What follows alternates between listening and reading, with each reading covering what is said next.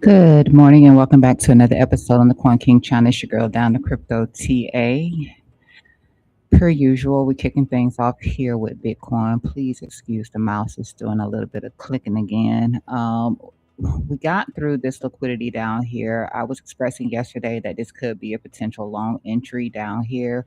We needed to get the reaction. We got a small little wick here, went to an inside bar, but eventually that failed and rather quickly, very quickly. So now we're in our next sell side liquidity zone in here, possibly looking to take the liquidity. That was another option as well, that we take this liquidity right here, potentially coming down here to take this low right here. Uh, oof. Right now, honestly, which honestly is always first. It's not looking too good. We are starting to hold the range in here just a little bit. We got about 2 inside bars in here after this push down here. I have to move down to the lower time frame so we can see what this is actually building out in here. If we even got a push up right now, it will likely be a lower high, some sort of rejection zone in here. We could look for price to come back into here since it didn't hold fairly well in here. You can come back into here, respect these lows as resistance, and then continue to move down. If not, we can look back in here.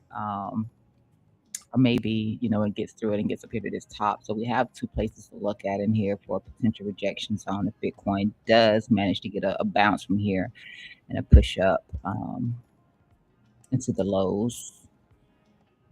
The way I usually see it is when you break clean through an area, you don't have the buyers there. You might have sellers there this time. So that's something that we can look for here on Bitcoin. Otherwise, we continue our move down before getting some sort of a bounce, and we could be coming down here into this zone here about 73 to 71. Bears are very much in control of this time frame. Very, very, very, very, very much in control of this time frame. Ever since we got our little rejection up here, but the hopium was that we could try one more time in here. Let's move forward. So I'm probably not going to need this line bias again. I'm going to leave it here just in case. Like I said, if we do get a little bit of a bounce, we'll have some places to look at, to consider where price could see a rejection at. I have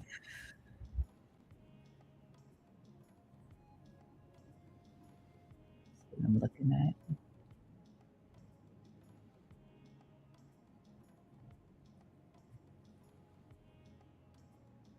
Obviously, we just talked about this liquidity right here.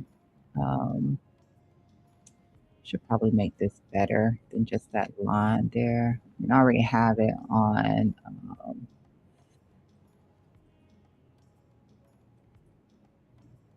other charts, but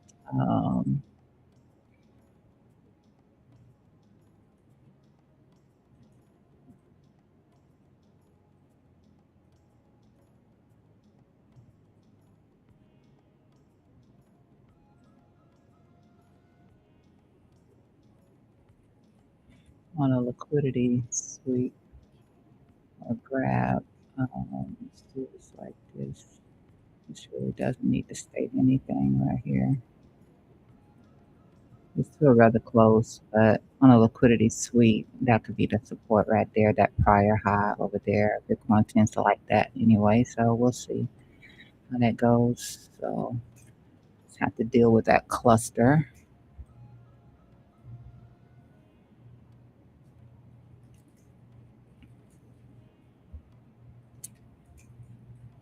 Let's see. Okay, so we're coming into the low of our range. This is our coiling range that we've been in for a little while. We got our sweep of liquidity up here, and like I say, a lot of times with these coiling ranges in here, if you sweep liquidity on one side, you go down and you sweep it on the other side, or you actually, that's your correct direction. And that's your move down. We knew that we were looking for something around a 382, 50%. We really didn't tap into that 382. That still gave me hopium that we could potentially, try for that top again just to tap into that 382.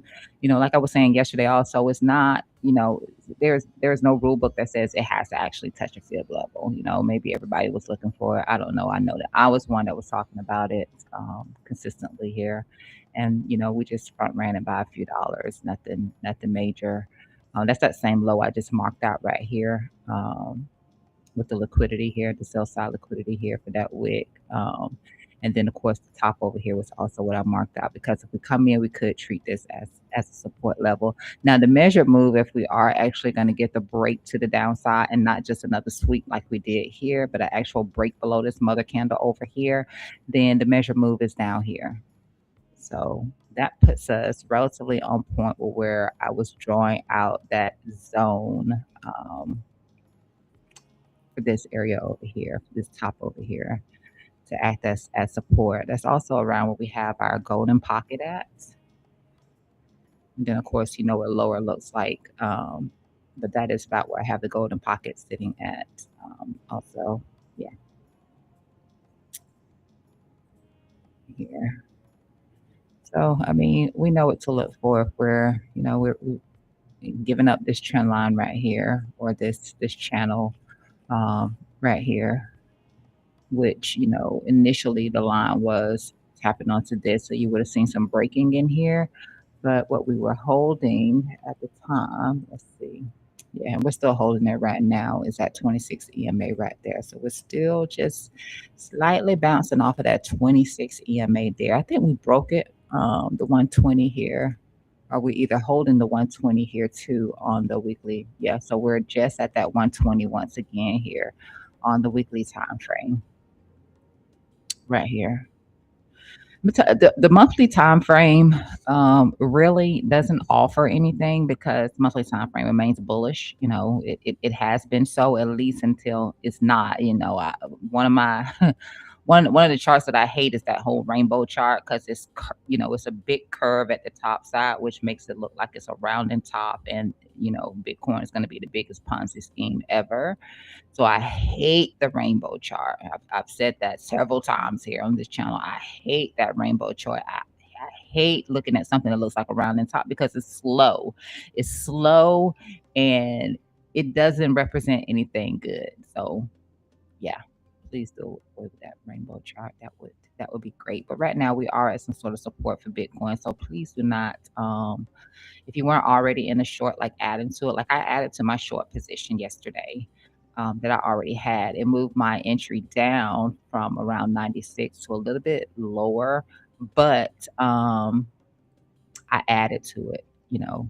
So if you weren't already in a short that you can add to, please do not short the bottom down here, because we are trying to hold some support in here, and that is until we break it. Once we break it again, that measure move here for this coiling area, it does lead down here towards the 200 in here. You see it like that, unless we're just doing a sweep, and then by the grace of whatever, Bitcoin gets to bounce back up. But holding the 120 in here, holding the 20, holding the 26 right here. And what we'd be looking for is usually, Bitcoin taps down here into this 60, taps down here into the 60, or slightly breaks below it, ever so slightly breaks below it.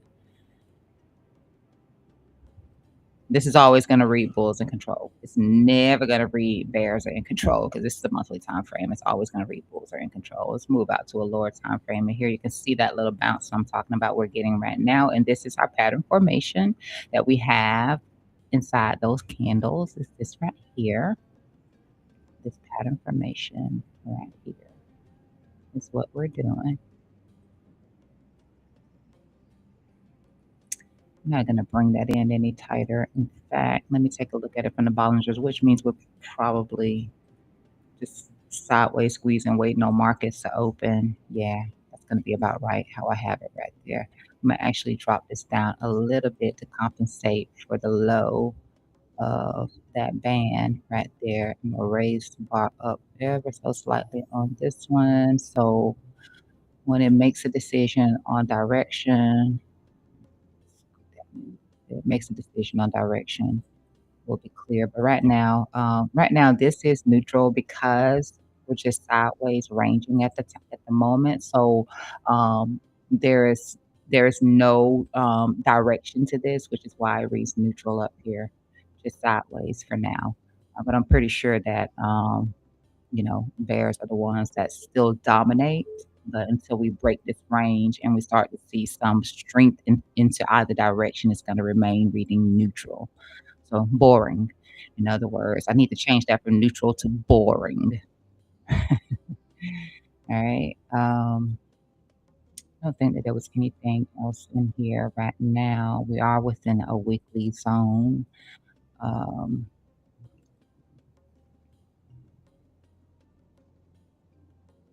yeah, nothing, nothing to add to here.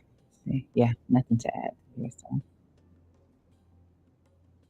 we'll just look for that breakout there. I'm gonna move forward to Ethereum um, chart. So Ethereum is within our range that we discussed multiple times here on the channel because we've just basically been in between this lower range. The three ranges basically is what we've been bing bonging around at on Ethereum. So the one that I kept saying to you, hey, if we do start to break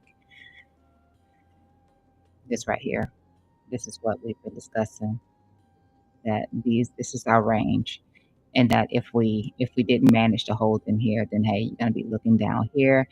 And I gave the numbers out multiple times to 2771 to 2649 because that's all we've been doing. Now, if we do start to fall over more, we have an idea of where Ethereum may go to. So this value area right here, value area low. Anyway, yeah, this didn't do anything for me.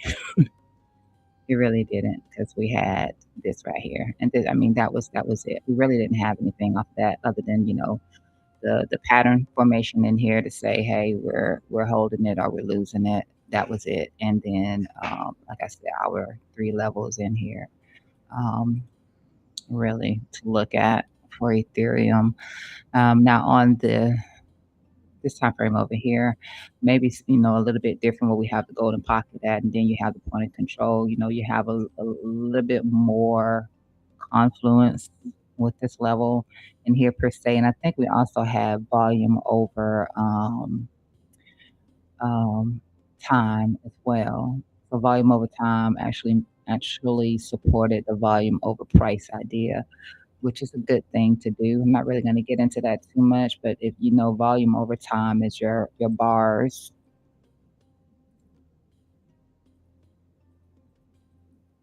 or your bars that are down here below. So this is your volume over time. So when you look at your volume over time and then you look to your volume over price, that gives better confluence than just volume over price by itself.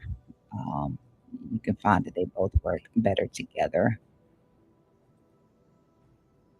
I'm gonna remove that though. So I mean, just still holding the golden pocket in here for Ethereum, uh, and slightly above the point of control. We do start to lose this area through here though. This is my zone right here. Now this is the value area low. I don't prescribe to that. I'm looking down here at this area. I'm looking at support. That's the 786 here, and this is support. Now, if you like to use the volume over price of then maybe you look for a bounce, a reaction down here and a reclaim above this level. But outside of that, this is where I'm looking at right here, where we have the 786 and we can see through here clearly that price action has respected this level. This is what I'm looking at right here. This, yeah, I won't be looking at this, will not be looking at that. And the only reason why I'm really looking at, I can take this away and just look at, you know, prior highs. That's it. Like support and resistance, prior highs, resistance, resistance, support. Like that's it. Golden pocket. We lose it, we come to our next level of prior support, support, support, resistance, resistance, support, support. Is that we don't handle that, then we look at VWAP because we know that price action has also respected VWAP, VWAP, VWAP, VWAP. Then hey, I'll be looking at VWAP once again. So those are the three conditions or three levels, three places that I'll be looking at for Ethereum price action here. If we do continue that move here to the downside, it reads neutral in here. More, we can tell from the price structure that bears do still dominate this range, but we're neutral because we've only been sideways in here, not really an inside pocket, inside range in here that I can call out. But we're just going sideways, which means we're doing nothing. It's boring. All right. This is something that we discussed yesterday. And just the fact that we did not create a pivot in here, except for this one here. So Ethereum is a little, I don't know, frickle or something like that. I mean, when we got this, when we had this breakdown over here, we at least had this pivot right here to for the breaker structure. We don't really have a breaker structure for Ethereum unless we're taking out this low down here, and we've never done that. We've never taken out a prior low. We've never taken out a prior low. So I don't expect for us to do it this time unless again, crypto was the biggest Ponzi ever and there's a first time for everything. But I did mark it out. I marked it out just in case we have to look at it, but it's typically a higher low, and I would not be looking down here. So what we can look at again, I already gave you those numbers, but this prior low right here has support across here along with the ascending trend line. Right, that's our monthly.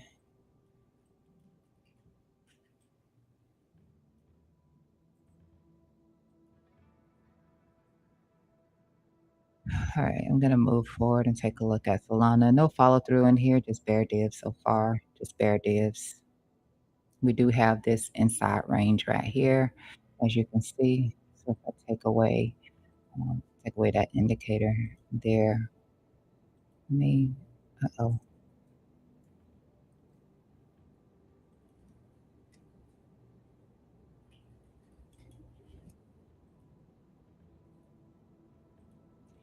we have this inside range right here. I'm just gonna mark it out on both sides because I never know what's gonna happen. All I have is, probability that, yeah, just probabilities. That's it. Previous day low. Let me make sure. I think I did come through here and adjust things. Yes, I did. I did come through here and correct things. So we just got this range in here, just kind of like Bitcoin. No real, no,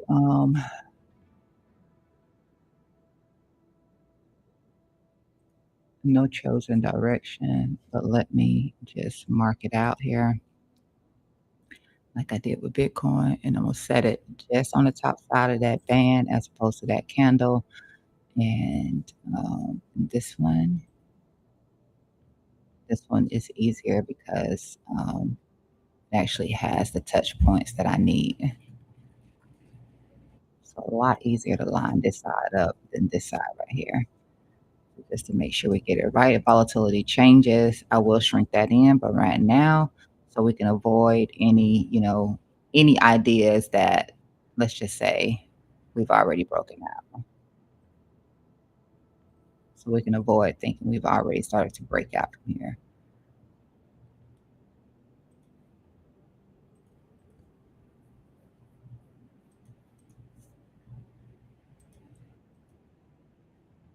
All right. Let's see.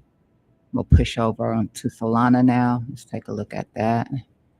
All right, Solana. Same thing over here with Solana. Just putting in bear divs in here. That's it as far as that is concerned. Bear divs, which I'm sure it's going to look the same way that Bitcoin and Ethereum looks now. Sadly, we didn't get that hopium that I was looking at yesterday. I made it clear that it wasn't something that was validated, but it was our hopium for the day. And I don't really see that we have hopium right now.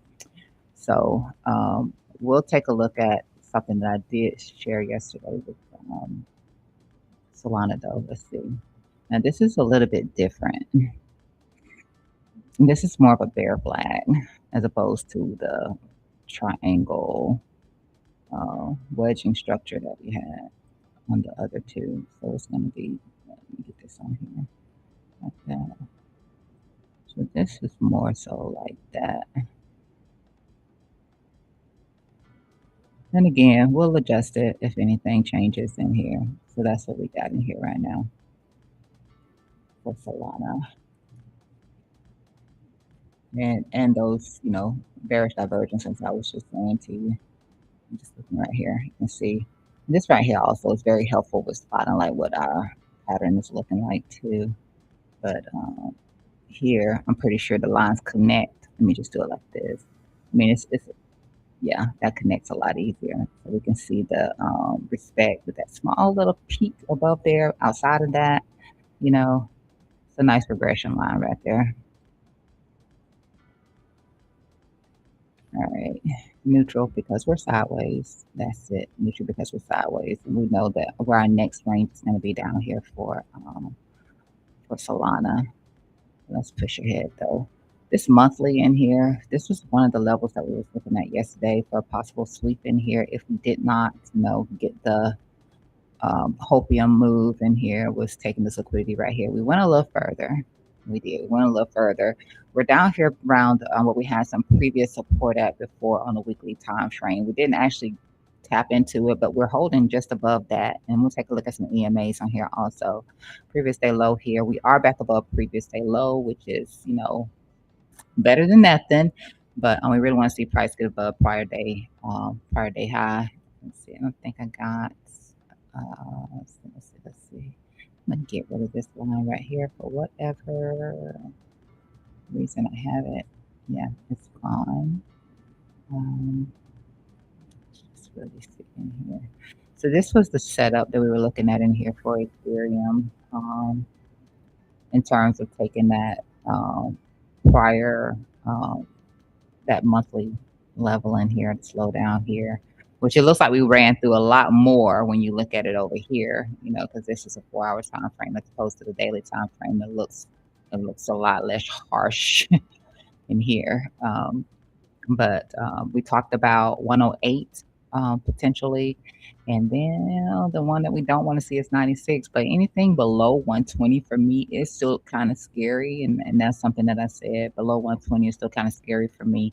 But although we're still within our bear market support, bear market supposedly lows for Solana, with the exception of not taking out the 96.27. And we do that, then we know that we got some problems. Some problems. I'm still going to wait for some sort of really great reaction in here. But if you were accumulating Solana, like I said, it could be a great place to accumulate. But just bear in mind that there is still this idea that price can get down to somewhere around 40.30 if we start to lose what's supposed to be our low. But we're not supposed to break, which is at 96.27. Let me see if I have that over here too. I just want to.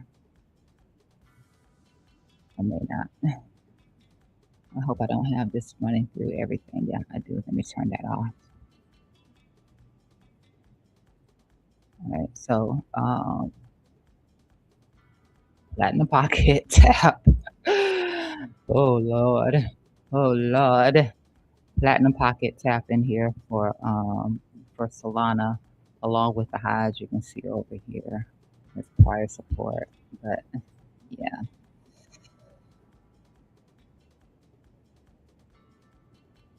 It's rough. And you can see our gap through here. I did add some additional rays. I think on the daily time frame, I added some additional rays. But as far as the weekly time frame is concerned, this was it. Like if we're taking out this low over here, then that's why I keep saying 30 to 40, 40 to 30 could be a possibility. For Solana if we're not holding through here. It's very, very, very critical. I don't know that they'll let Solana go. I mean, there's no such thing as they'll let Solana, so forget that. Let's just keep that in mind. I don't think it's a bad place to start accumulating Solana down here at these lows, but just bear in mind that possibility that price could do something about 30, 40. I said the same thing about Sui before Sui got that breakdown that it got, um, and it went a little worse. Oh, so sorry. I'm talking about Solana, and please forgive me. I was just informed that I wasn't even on the chart. Okay, so Platinum Pocket in here. If you heard everything I said, Platinum Pocket in here.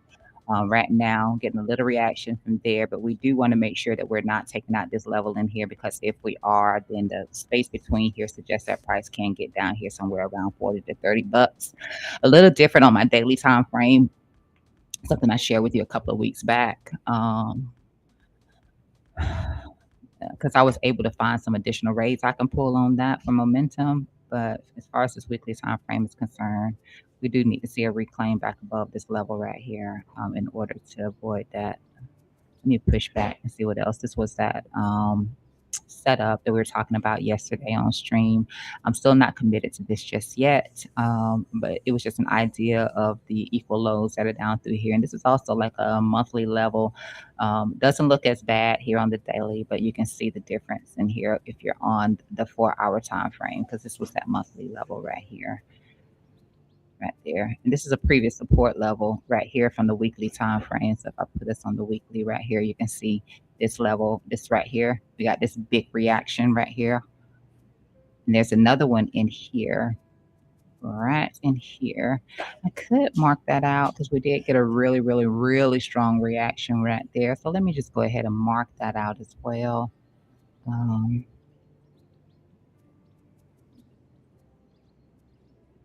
It's all right here together.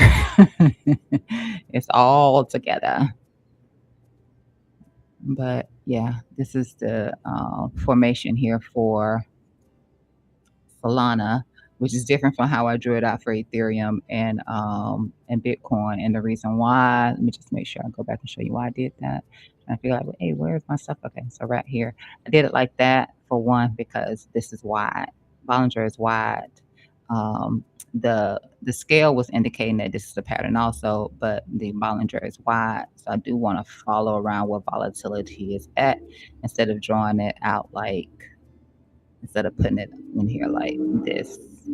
I could just for the sake of this, the standard one right here. But if it starts to break above here, you're not thinking of it as okay. So here's that squeeze. Here's the squeeze with that candle close.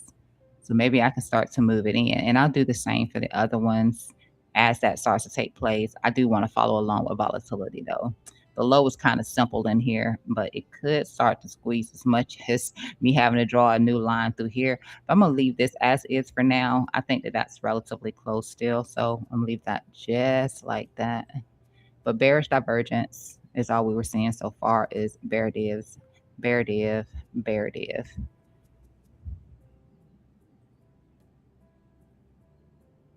Let me just go back over here. Let's see what changed. Nothing. Okay.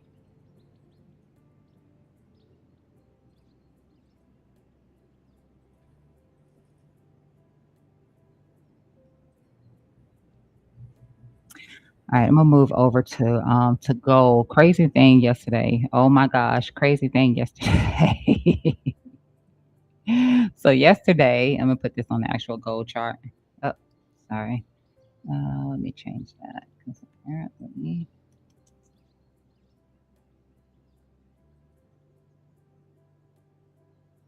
you know what? Never mind. This is blow fins. Gold, and let me go right here. All right. So yesterday we were talking about gold.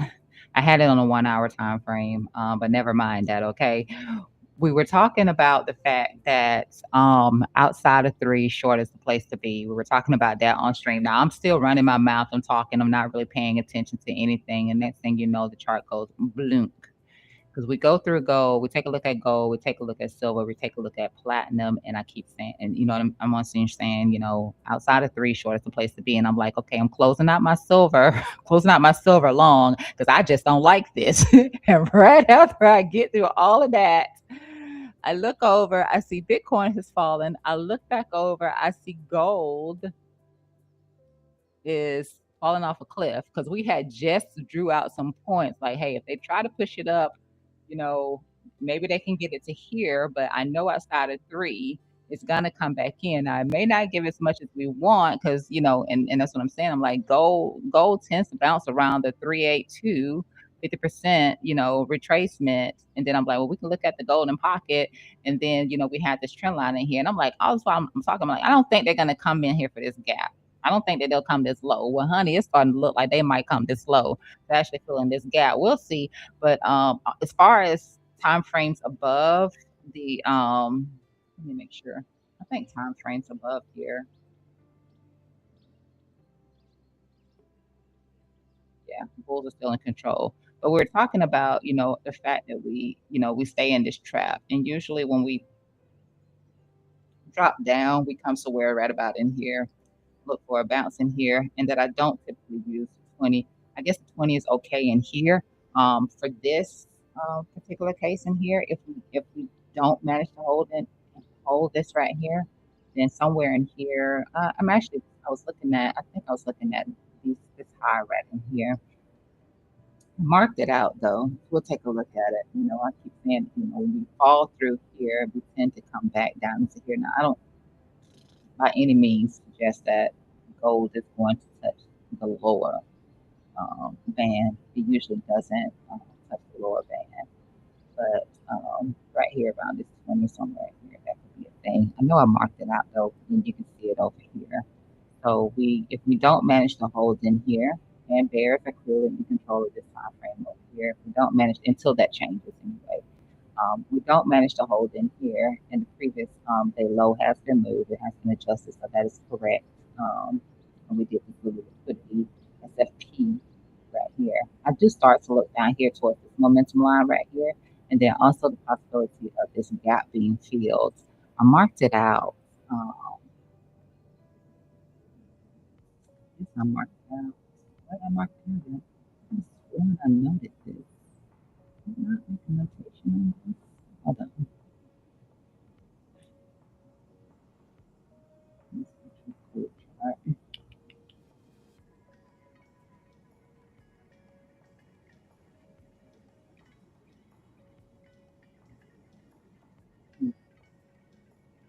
Because,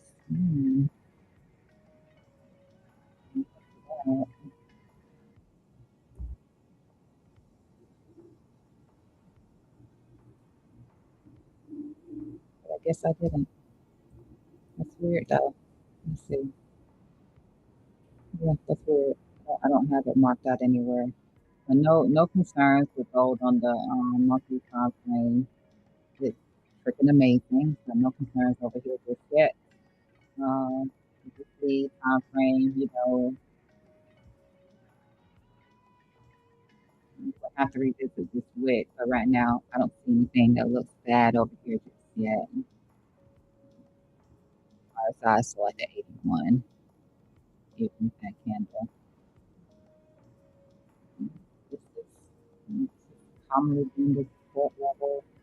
After here, standard one in here. And again, like I said, for food and not just about food. After test, you just got possibly getting food. Possibly. But I thought we were going to hold in here when that happened, but not so much. Not so much. Silver. Um, I marked it out on silver. I didn't mark it out on gold. We were holding right here. That's what I was looking at, which is the same thing we are just seeing on gold. So we're holding the 1 week standard too. Um, that candle dropped down along with the support level that's over here. But we witnessed it here, and then we started holding above the standard two from the weekly. If we do lose that, if we do lose this area right here, what I'm gonna look for is the full fill of this gap right here, because we did not actually fill in this gap fully.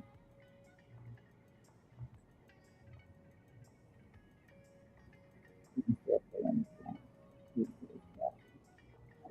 So maybe something like that. And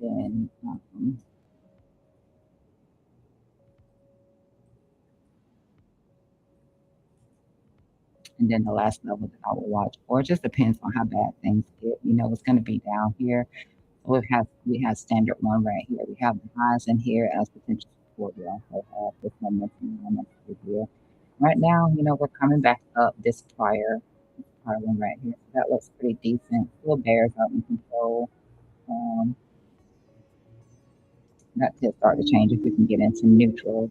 But otherwise, what bears still being in control, we could possibly come back up here towards this previous day low, look for rejection there and continuation back down here to do any one of these two things in here that I'm looking at. When I talk about the standard two, you can see it from here instead. Yeah. You can see that the 20 SMA is right in here also.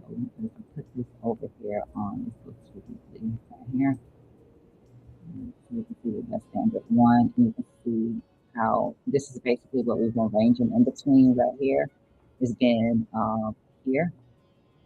So we've just been ranging in between here. We come down, and we covered this yesterday too. We come down, we bounce from here. We come down, we bounce from here. We come back down, we bounce from here. And we're talking about the fact that we were outside of three, and outside of three is short is where you want to be at, and then right after that, boom, bang, bang, bang, boom, boom, boom.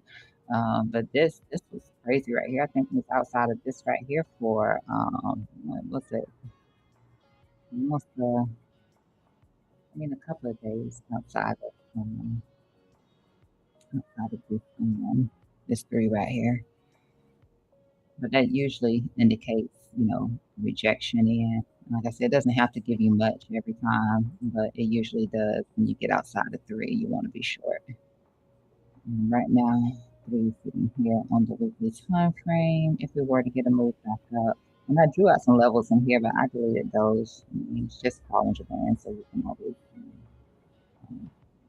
go back and look at that. But right now, it is at its usual bounce zone in here right now. And there's, uh,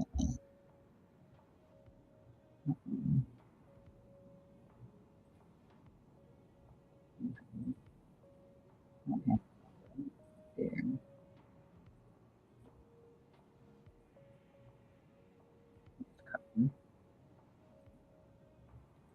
The same thing with copper was outside of three. Short is the place to be. Outside of three, short is where you want to be. So you can see how it barely closed outside of that. And this one plays a little bit different.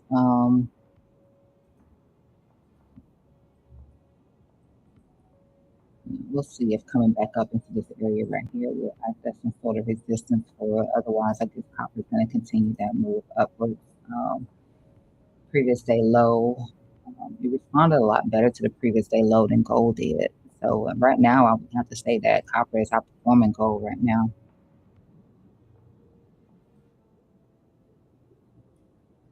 If it rejects, possibly could look something like this right here comes back in, rejects there, and comes back down here, maybe test out around here. You could get a bounce off of this, but we can look in here also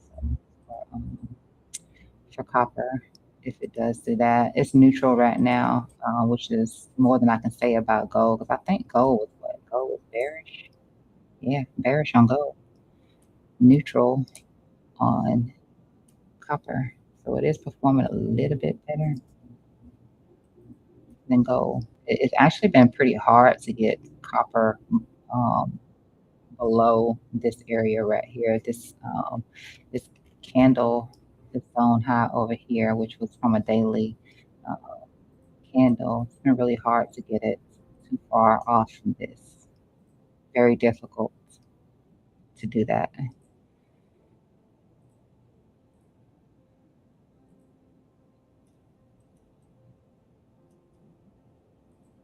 We'll see if we don't get a rejection in here, and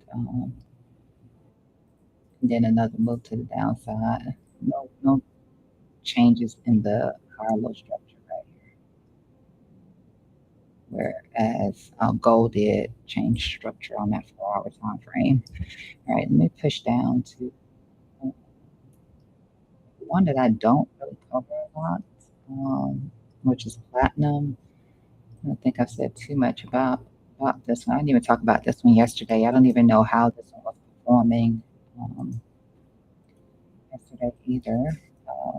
But so far, they've all pretty much done the same thing, first of those pivot level down here as support, and if it continues down, if it rejects, let's just say it comes back up here, chops around in here, and ends up rejecting from this prior high of resistance, this prior low of support, then I would look for it to come back in here and do something like this momentum line, maybe even wick through that momentum line right there and find some support here at this level is what I do with platinum. Um,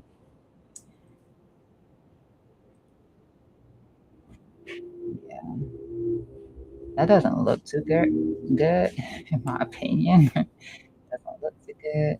Um, you see exactly where it stopped following through right in here because it failed to move outside of either side. And eventually it did, and that was the breakdown. We see that on yeah. So yeah, you can tell with copper it's different. They're performing way better, a lot better. You can see copper still holding within the cloud. When I'm talking about copper, I'm referring to the scale still holding within the cloud. So it's very neutral, as it states up there. Very neutral because it's not breaking down outside of it on either direction. And that was a strong breakout right here. So that was a squeeze breakout there. But right here, just out this. And what was silver like? Yeah, silver just tipped the bottom and breaks back in, and but gold. All right, gold is actually still inside of it. Yeah. Okay. So it's just bearish. Though. It's just bearish.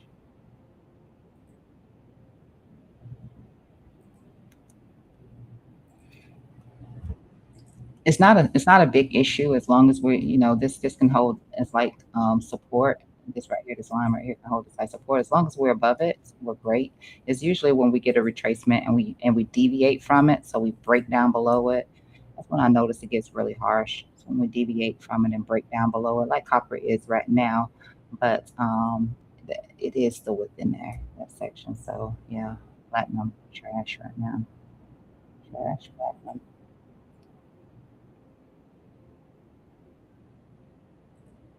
I'm just so happy I closed out my position soon enough yesterday.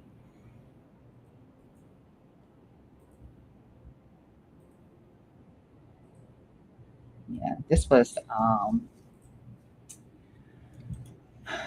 something that we were looking at a while back, and I drew out these lines right here for Exxon. But I haven't actually looked back at this chart, so I really don't have any updates on it. In fact, I don't think I ever. Let's see, it's from.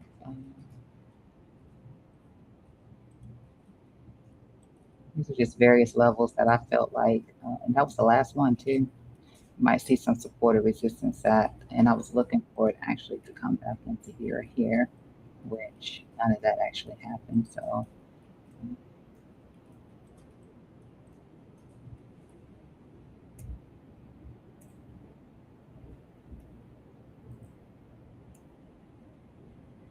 I did take a trade on gold yesterday on Blowfin for the first time just to try it out a little bit, and I took it after I saw, after the fact because everything had already happened by the time I really got a chance to look back over here at it. Price went up, was in profit. I moved my stop just above my entry, and price came back down and said, "You out." And I said, "Okay, I'm gonna leave it alone." And I went to sleep, and it fell over a little bit more.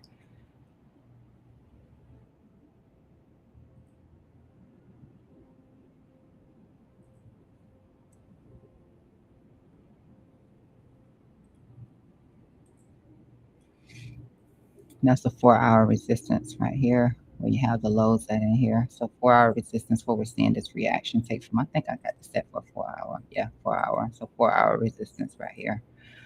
Right now, like I said, if anything, you get a lower high and probably a continuation down right now with gold. It's actually 15-minute structure that broke.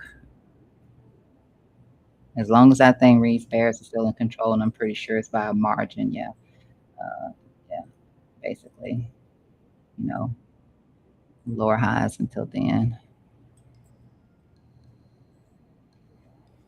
All right. I'm not going to be taking any shorts on it right now. Let's take a look at something else in here. Um, Something I did yesterday, and I can just go ahead and tell you. Oh, it's clicking. Please stop the clicking. Ah, all right. I don't know what to do to make this clicking go away. What can I do? It's annoying. I'm gonna unplug it. What's that? I hate to have to use my hands. I should just do the wireless mouse. I'm refusing to do the wireless mouse. I think the wireless mouse is going to make a big difference. All right.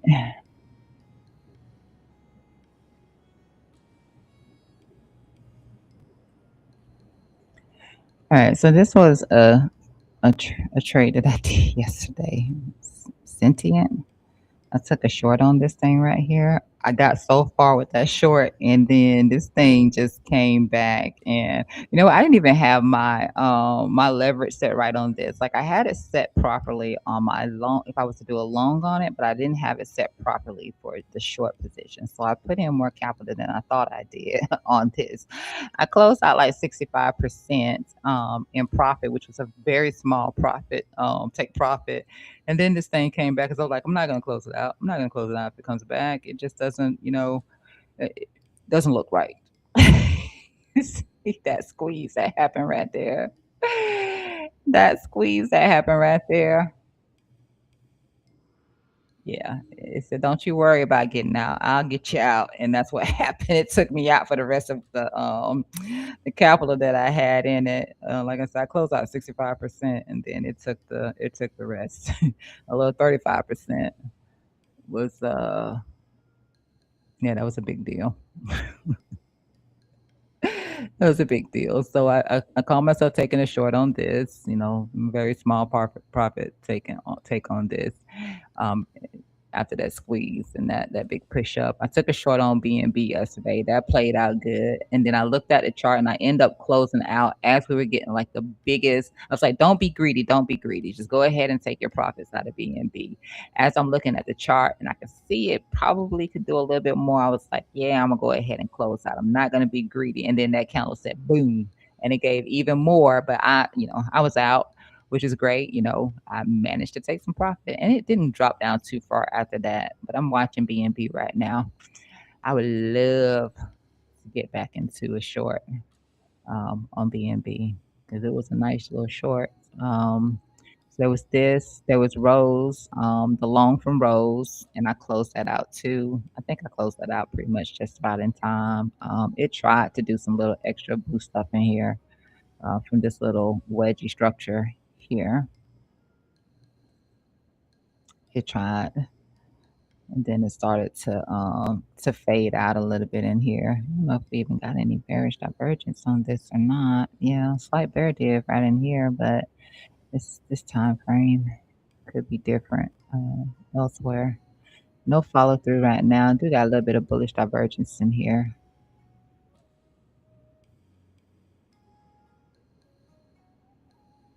I don't think I'll be looking for anything else in here on this.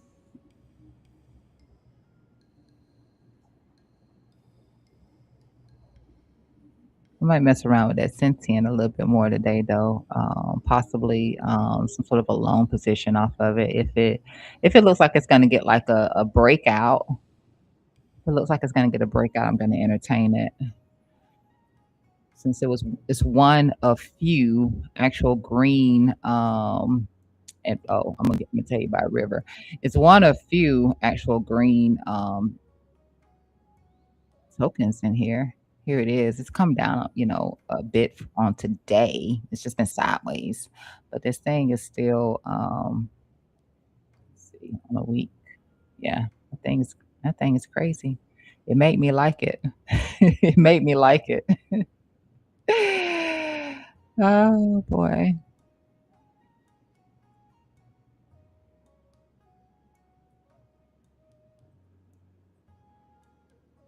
But no follow through on this just right now. No follow through on Sentient. I'm looking for some follow through because it has to be squeezing in here. There's no way it's not squeezing. So It has to be squeezing in here. And it is, and low volatility in here. So price action is compressing in here. I will be looking to take a long off of this thing if it indicates it's gonna get a break to the upside. I'm gonna get long on it. I'm gonna wait. I'm not gonna try to buy any of this sideways price action. I wanted to do something like it did right here yesterday on me. I need for it to do it again.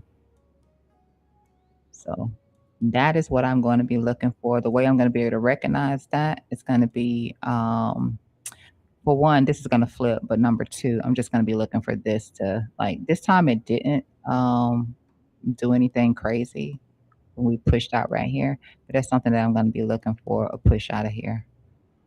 This white line crossing above this top right here or something like that. Hopefully something explosive like that. Hopefully we get it. But it's one of the better looking charts right now in terms of loans where you don't actually have to use leverage. You can just spot trade it. You know, if you're trading somewhere where you don't have to pay huge fees, that means not on Coinbase, because Coinbase, you're gonna have to pay those fees. Might as well be leveraged. You're gonna have to pay those fees. But you don't have to use leverage. Take a long off of this, and you can win with minimal risk.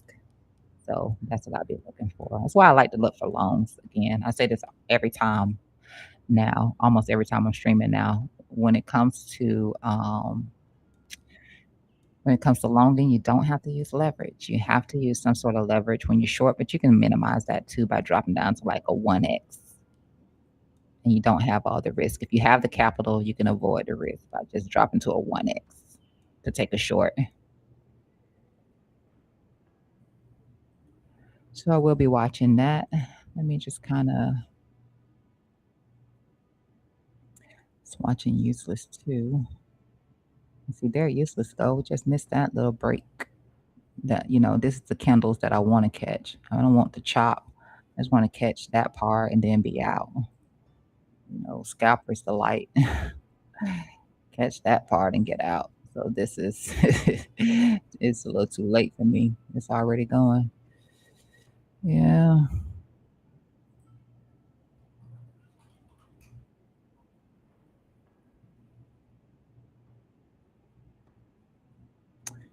Sucks when you miss it, right?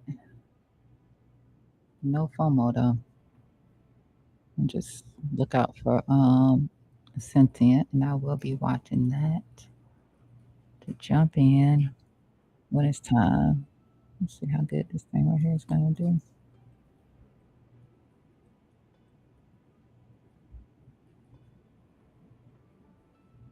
I call myself trying to add the ones that have been doing some crazy stuff. Pippin just this has been falling. I said to you guys, I started to take a short on this thing back here.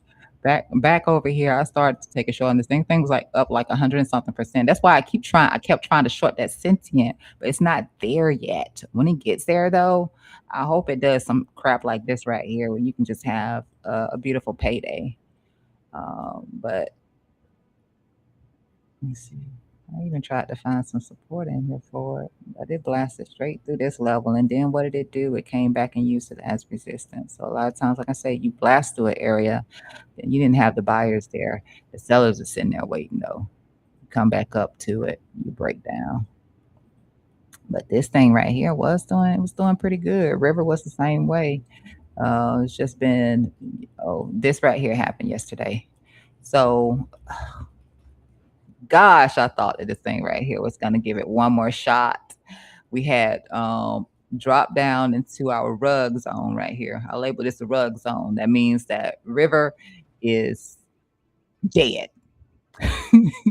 It still has a long way to go to hit those lows, but river below this level right here, like dead. And it came up and it chopped around, tried to hold through here, but it just couldn't do it. This was the 786 right here. So 786 bounce happened a little bit, and then it came back and used it as resistance. Uh, So what happened? Why do not have this over here? I can tell you why I don't have one of these over here. I don't have one of these over here because I got in my feelings yesterday on River. I said it on stream. I didn't tell you exactly what it was. I said, you notice I haven't dropped that P&L in here just yet because I got in my feelings yesterday and I did not cut my loss. I did not cut it. Terrible. Terrible. I don't have that. I don't do that too often because I wouldn't have an account if I did that too often, but I got in my feelings yesterday and I did not cut it.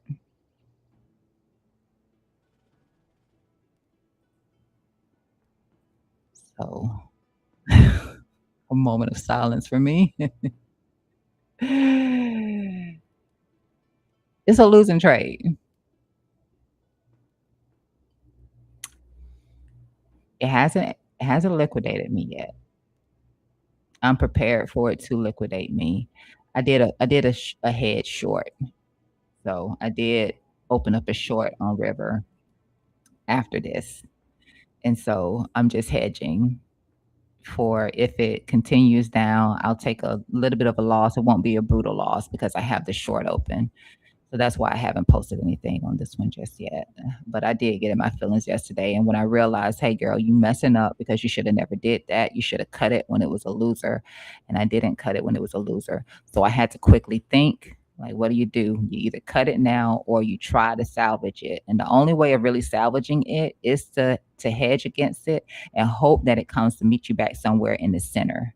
If it meets you somewhere back in the center, then it's less of a loss. If it doesn't meet you somewhere back in the center, you're still going to take that same L you were going to take before, but you're on the other side. I'm going to kill the short position at the same time that the long position stops running as well. So I'm still going to take an L, but I'm not going to take a brutal L because I hedged it. It's dumb. It's dumb. Like I said, if I did this all the time, I wouldn't have an account. But you know, that is what it is. I just got in my feelings yesterday. Try not to get in my bag of feelings too often, but I did. And we even saw it, I had drew this line on here, saw it was breaking down. Then I said, you know what? I don't know. I got married to River. I got married to it. And that can happen sometimes when you're trading something and you're winning, you're winning, you're winning, you're winning. It's like I'm invincible. I cannot lose on this thing. I'm invincible. And then denial hit. So, and that is what it is. That is what it is. Ah, I hope I don't get that feeling about sentient. I'm not. I'm not gonna get that feeling about sentient. I've been really tight with my stops from here on out. Not playing around. But yeah, this thing is bearish as all get out. Absolutely bearish as all get out. Take a look here at the. I don't need these lines in here anymore.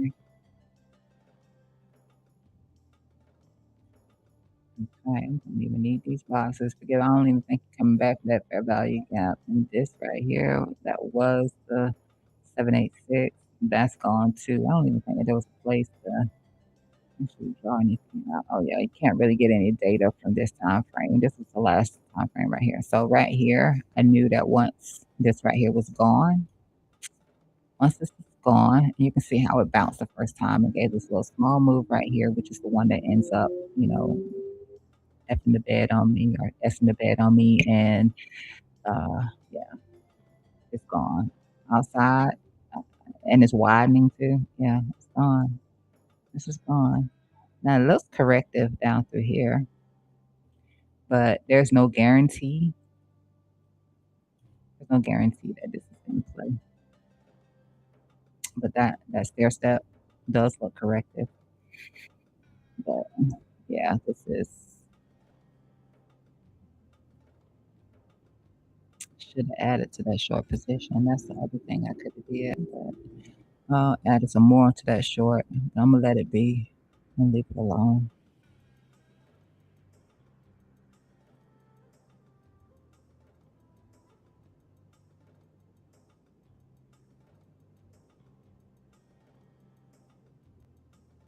this was not a consideration, and I just think that it's, you know, I still think that this thing falls a little harder.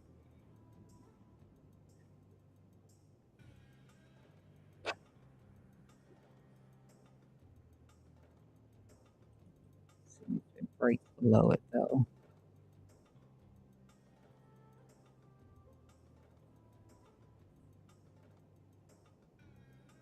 By the time it hits here, let me see that. Yeah, I'm still good even when it hits there. It's a 3x leverage. It's a 3x leverage that I used on it, which is why it hasn't got to me yet. Even below here, I'm still not liquidated or anything. But like I said, I'm head short against it. So whatever happens, I'll take a small loss and they'll both execute at the same time. So it's still not going to be brutal. It's still going to be a loss, but it's not going to be brutal because I'm hedged against it.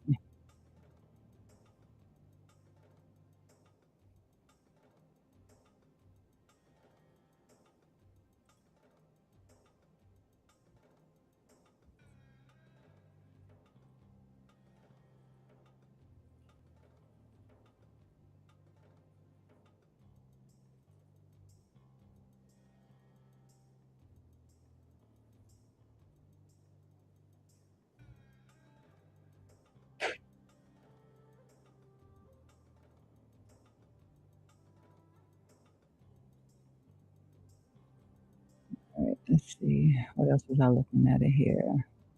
This right here,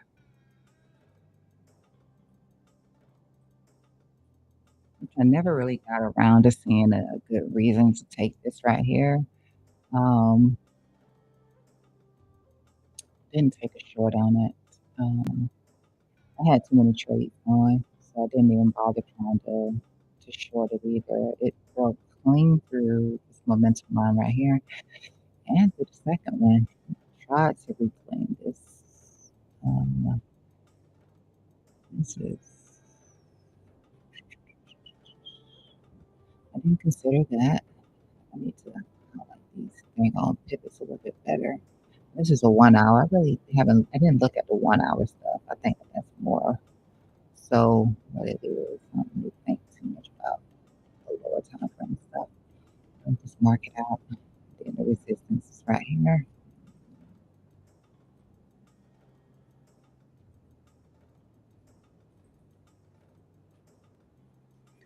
So there's going to be no follow through on this. I can tell. And then this rejects right here. Put it right here.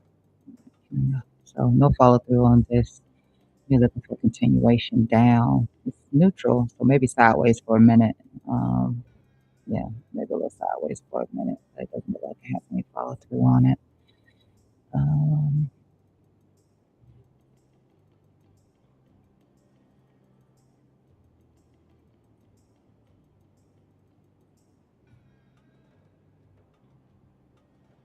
I feel like I'm trading in the middle of the range. I'm going to try to take this right now.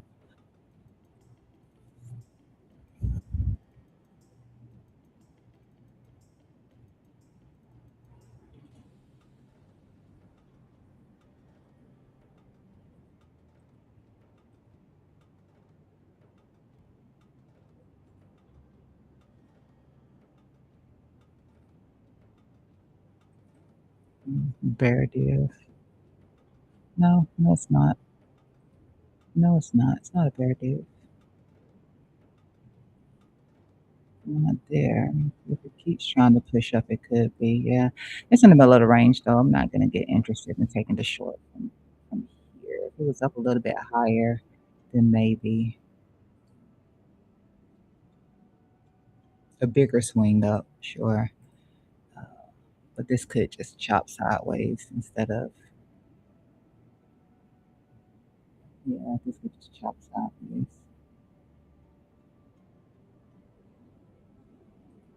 Let's take a look at some of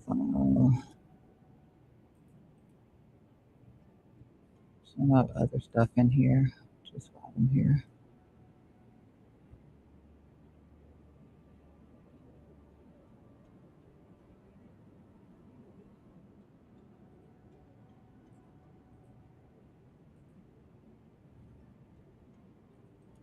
Take a look at XRPZ.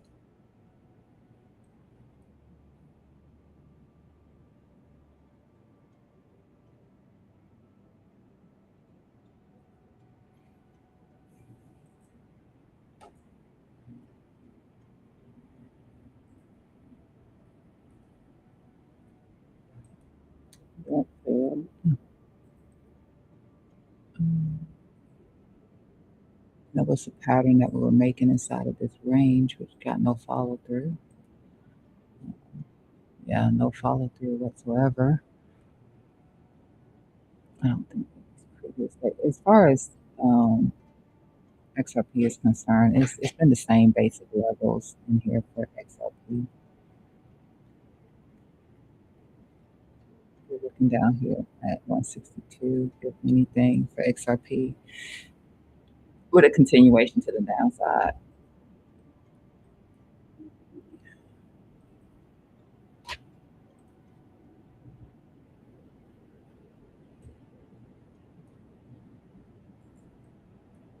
Oh, okay.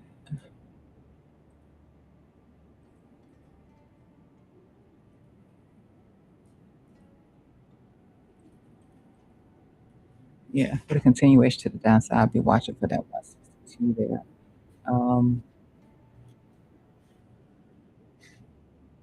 It just never really recovered after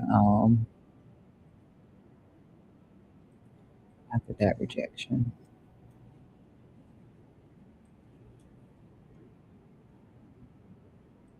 It's one of the rejections that we looked at the time and pushed into that.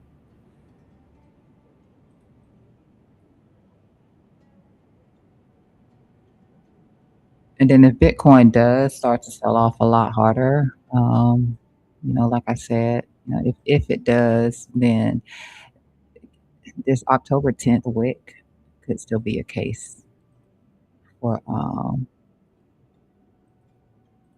XRP. I think around $1 was like home for XRP anyway. Was it less than that?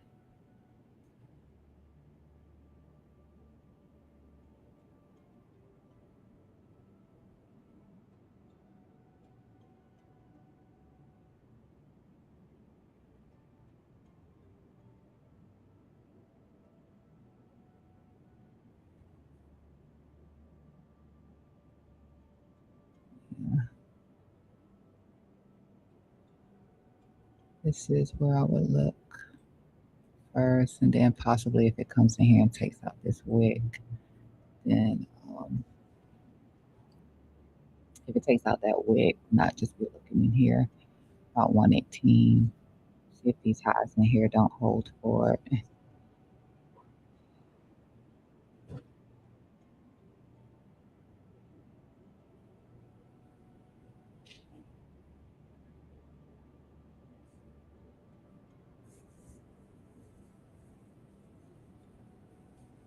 Really want to see XRP get back inside this low right here.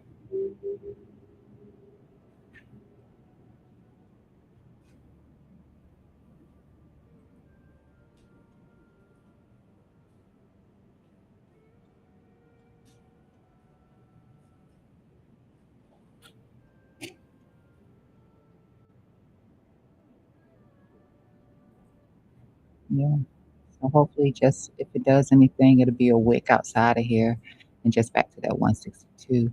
Loses that, then it's not going to be pretty for XRP because yeah, it's been holding through here for a while now. So I mean, I'd really rather see it back up above here. But if price starts trading outside of the cloud, then yeah, that rollover could be pretty, crappy. I would look in here. $1 psychological also. So yeah, I'll just be looking at this zone right here. XRP.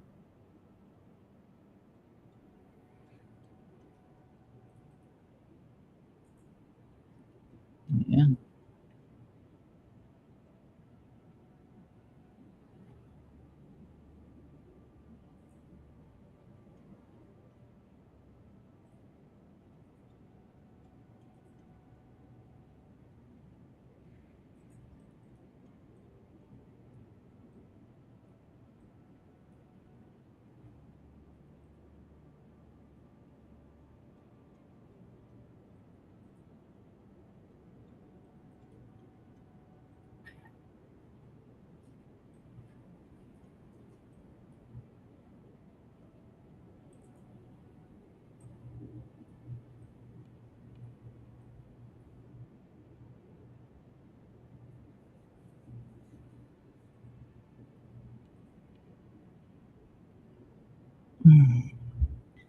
So BNB.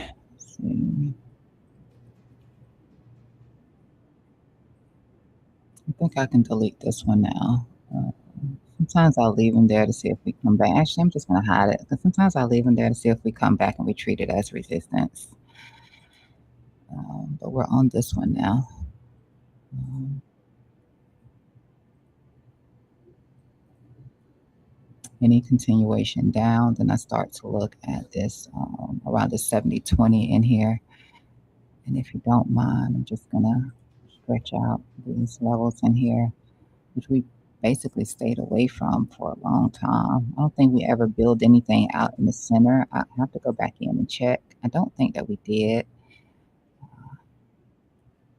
The last time I checked, I didn't see anything from the weekly. No, I don't need all of these. I don't think that BNB comes back into these lows ever again. Now I sound like Maxi. Nah.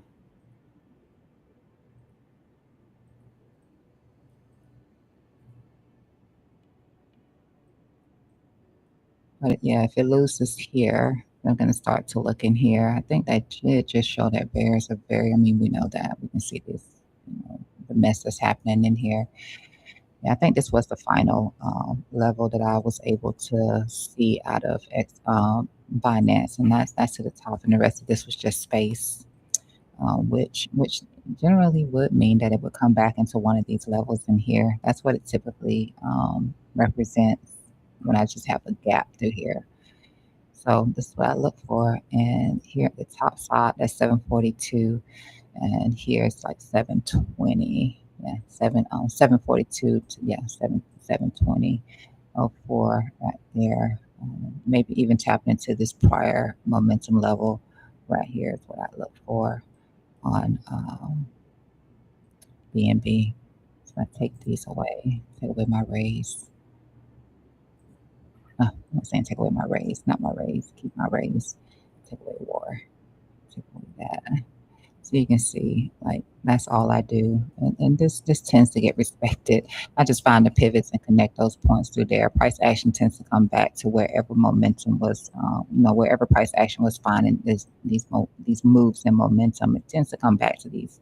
It's like a spider line, per se. And that's just how I do mine. Whenever momentum rises away from one of the levels, I plot a new array on it. Just follow along with the volatility, which is how moving averages work as well. But doing it myself sometimes is a lot easier to do it yourself because this is not going to move. These are gonna stay exactly where they're at, positioned. Whereas a moving average is just what it does. It moves.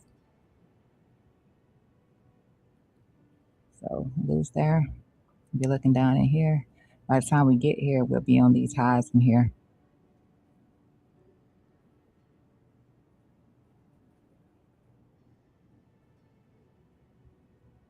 You can also look at some buy side liquidity in here.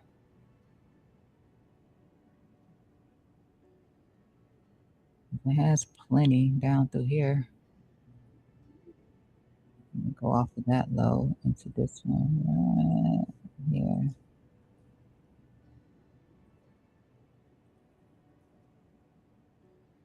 I'm saying buy side, sell side liquidity, forgive me. Sell side liquidity in here.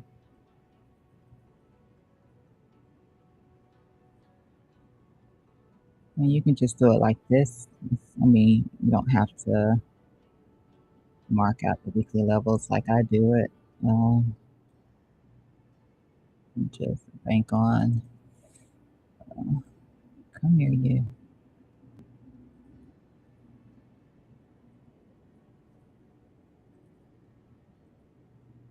On liquidity being a thing.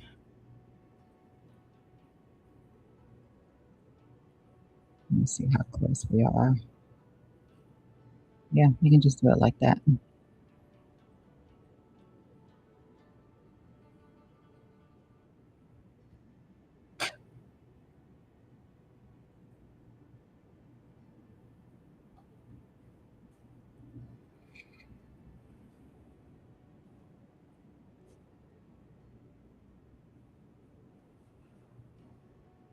I'm gonna do this one right here, which is not going to be labeled as um, sell side liquidity. I'm gonna do that one. And this will be what you have right here for BNB in terms of price action going down any further.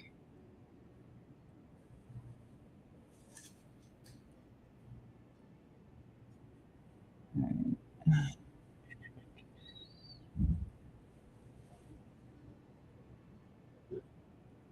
But not looking good. I think I had just took this short like right off of that. I'm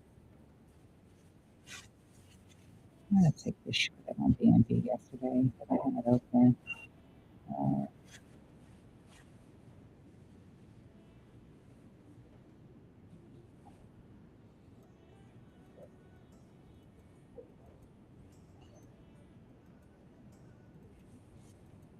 okay, no, I took that short from here. I took it from 903, which this is a Binance chart. I took it on Blowfin though, but I did take the short from right here.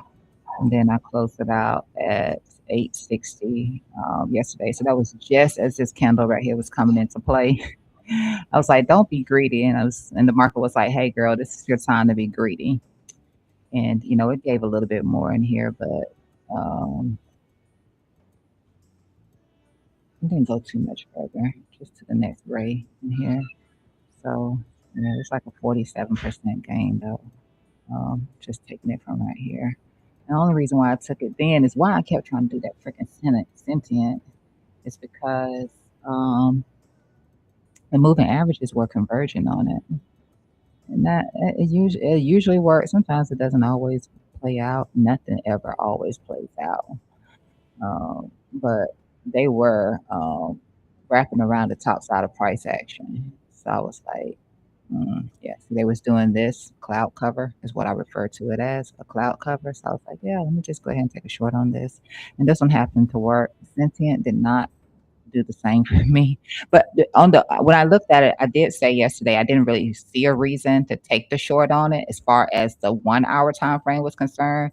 But when it came to the 15-minute time frame, it was like yeah, you can take a short on this. Um, yeah. See, it wasn't. It was like this. Yeah, it was like this on the 15-minute. So um, it had this cloud cover on it right here. But as far as the 1 hour was concerned, it didn't have it. And so, I was aware price would still come up, and I got 65% out of it. I can't really complain. It's starting to cover it again in here, but this would be the time where I'm scared to take the short, and I should take the short, probably. Probably. We'll see. Looks corrective again. It was corrective. It was right here actually. Yeah, it was right here where it had this wrap um, on this 15-minute time frame. But then it came back up and it did that. So it looks corrective right here too. So it could, or this can just be the time where hey, you need to be trying to short. If it reads that, that's what I'm gonna do. Right now, I don't see it. I'm gonna watch this. I'm gonna watch this. I'm gonna not revenge trade it. Just gonna go with the market.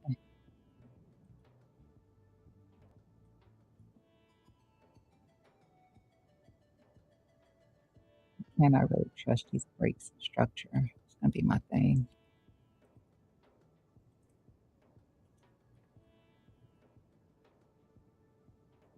Yeah, this one would straight up be legit.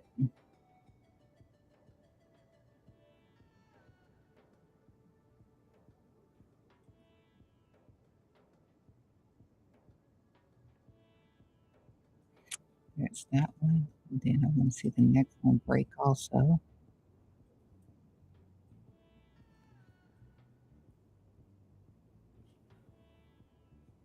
I'm going to take this away so it doesn't bother you.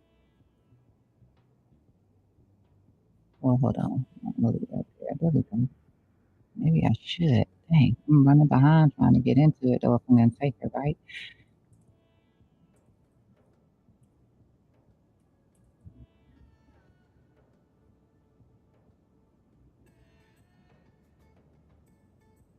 I want to make sure it's going to follow through, but it is taking out that low.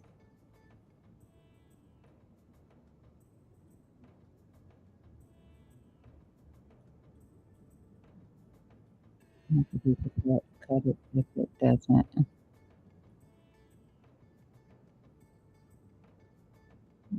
Refresh. If it's just liquidity, it's going to leave a wick behind. If it's just an S&P, of course. It is at the low of the Bollinger Band in this case, so hopefully it does continue to break down from here. It could be an expansion. No follow through yet. I can tell when it's actually going to break down. This white line is going to pop out the bottom side in here. That could be the expansion right there, the same way it broke to the upside there for that expansion.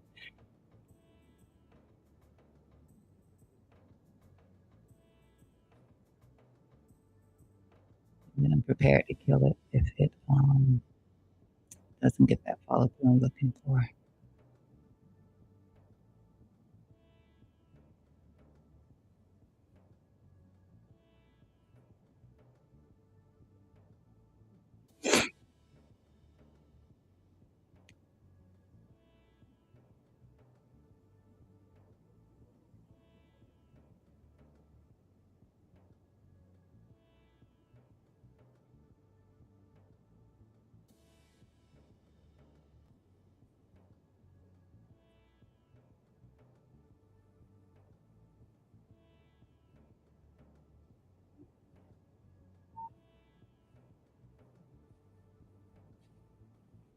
It's moving way too slow. Slow is never really good.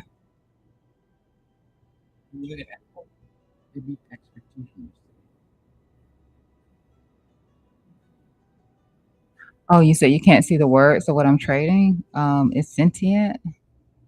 Um, SENT. Sent.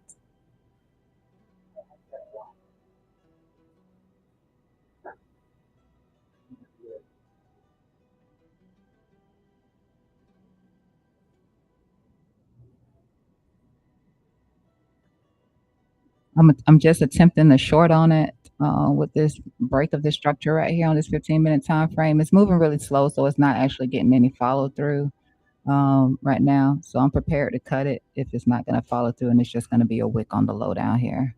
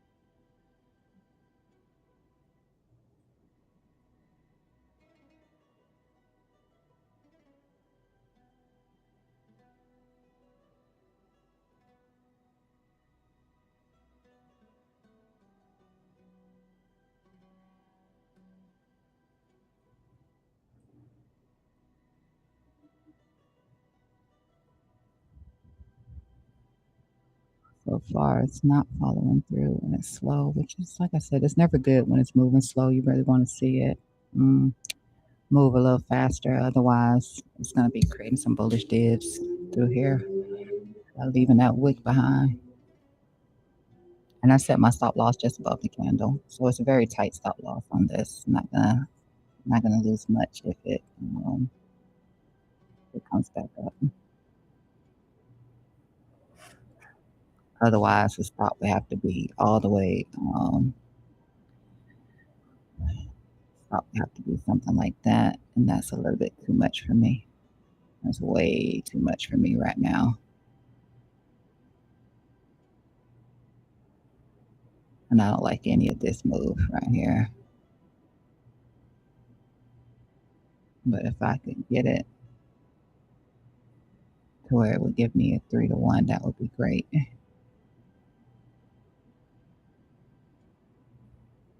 But in this case, that stop is right here, baby. Like I can't even play around with it.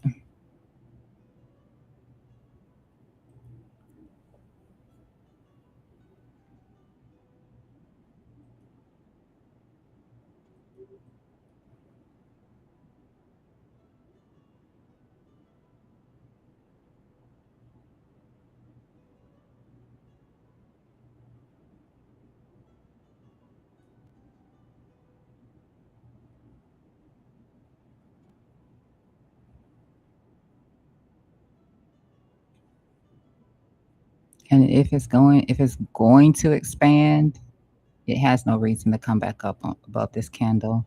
Otherwise, like I said, it's just taking the liquidity from here, and there is no strength in pushing the price action down right now.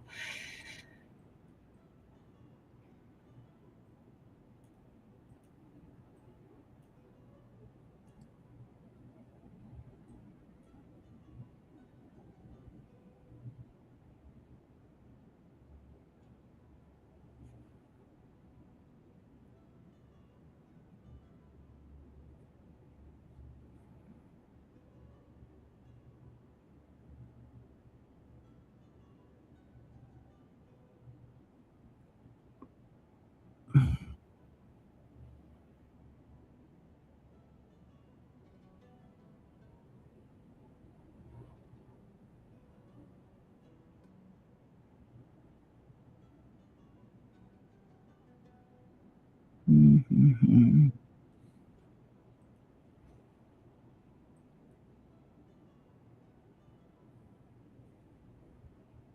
Yep. See, just a wick, no follow through.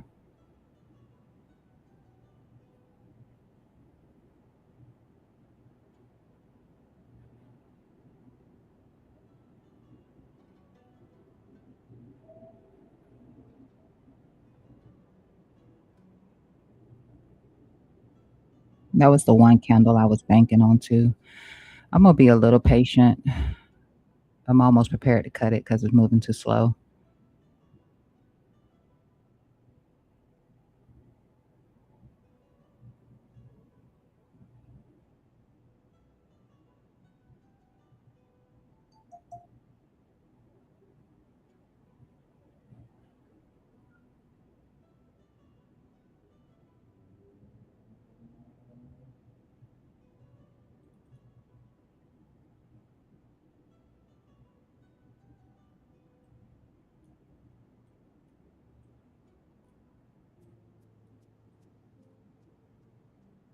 MACD just crossed a zero. That can easily flip up. So got nothing there. Um,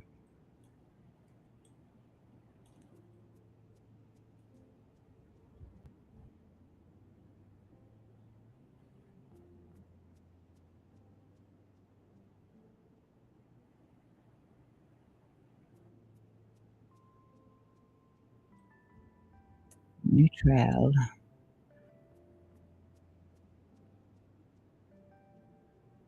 This is supposed to be on the line.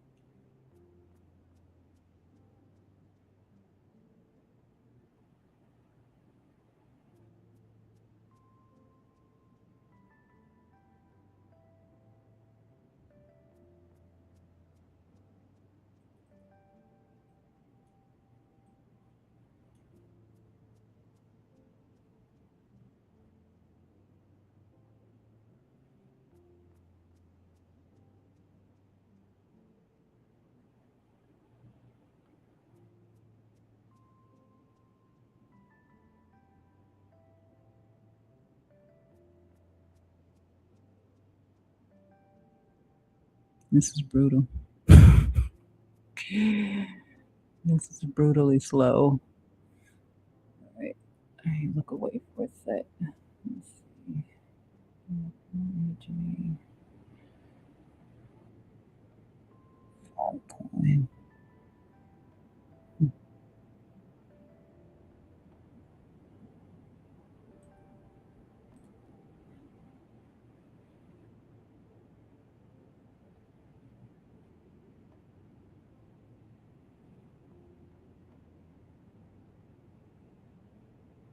Please find commitment. Okay,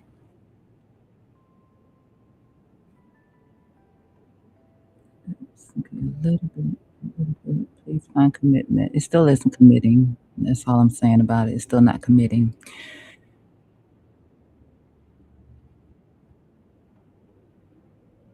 Not fully.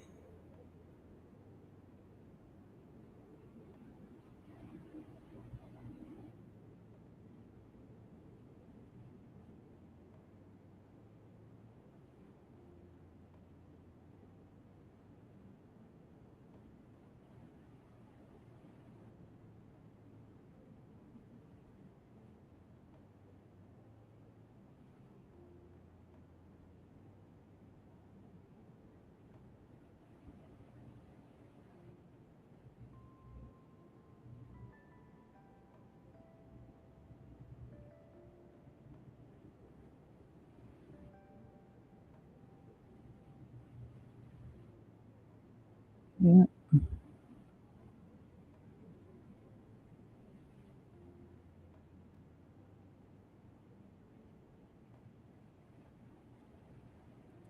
It's one thing it hasn't done here in a minute is break outside of this cloud. That's where I could tell the commitment to come in at, and because it's not doing that, yeah, it's not actually expanding. Like on the Bollinger, it might look like it a little bit, but it's not. Like eh, I take that away and I put on Bollinger Band. It's breaking the low a little bit, standard too, but it's not committing. Like there's no commitment to this sell off. No commitment.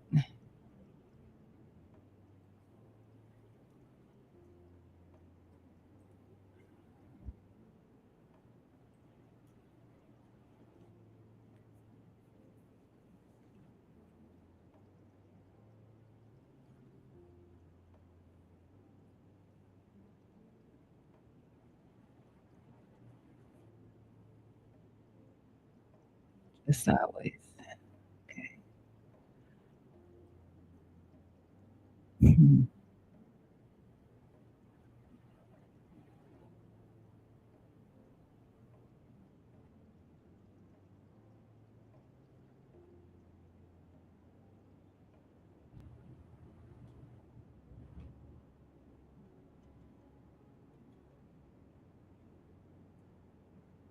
Let me zoom out.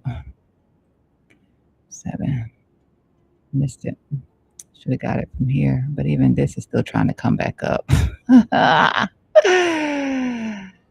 Oh, he's so nasty.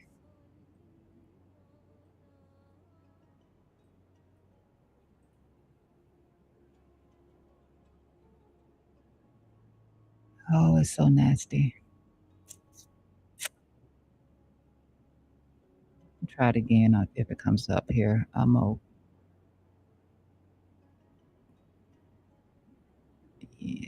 cut it because it was going too slow. 15 minutes not committing. No sense in me waiting for it to stop me out. At least I don't see a reason in waiting for it to stop me out.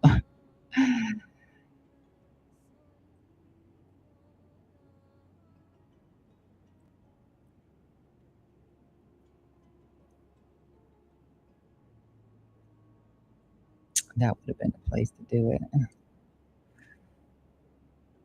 It's trying to come back.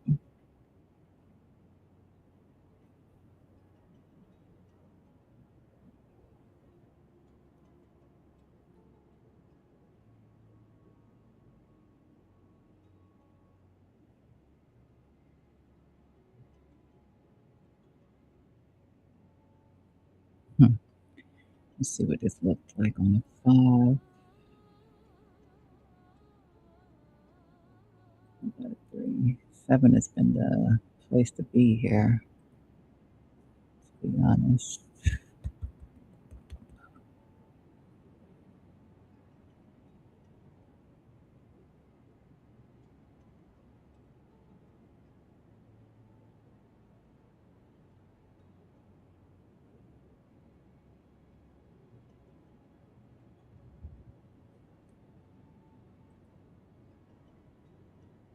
All right.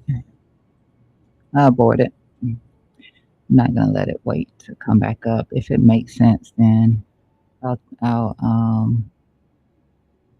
give it another shot if it makes sense. But right now, it was moving too slow. It's obvious when it's moving way too slow. It's my L.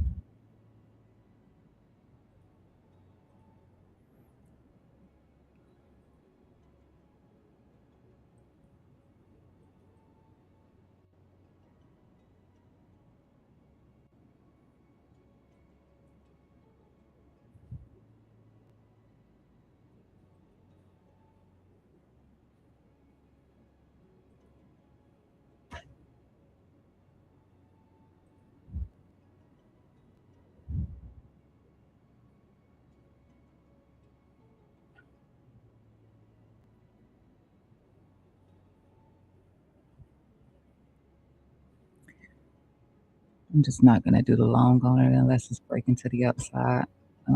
Even though it found that little bit of momentum, I can't guarantee that it was still. I can't guarantee that it was gonna stop this out or that price is about to break back outside of the cloud.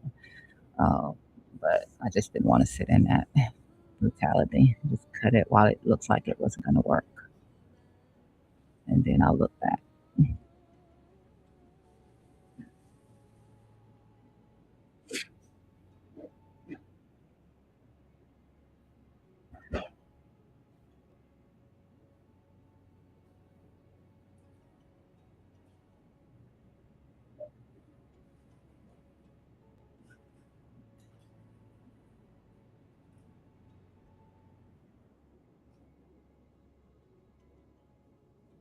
It was like the first time it did fall below 50 though, which can be a commitment to it because it had not broken below 50. Had a little small break right here. That's the first time it actually slipped below 50 in that sense. I mean, it did it over here when it was chopping before it got that big break to the upside, but just in the consolidation area, the first time it slipped 50 as a change of behavior.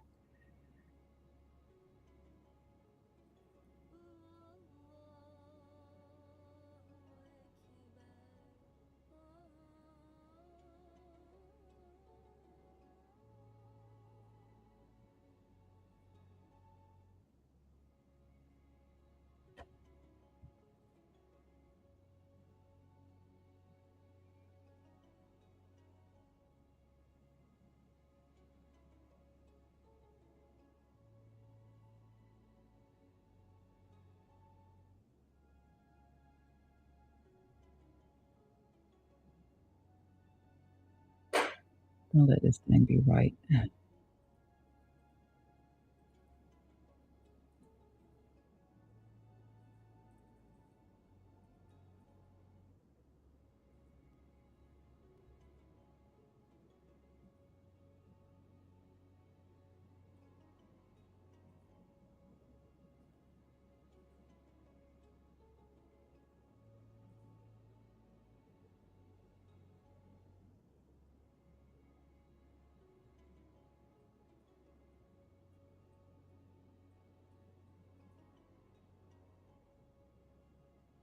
I did this the last time with River.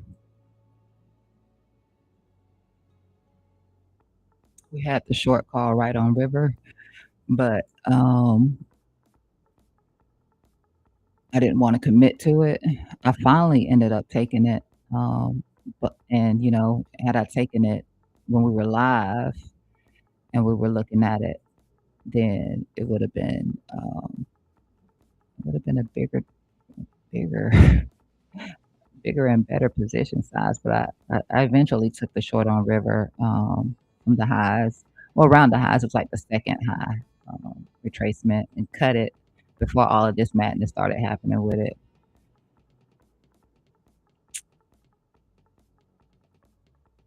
I don't have an excuse this time other than it's just moving too slow.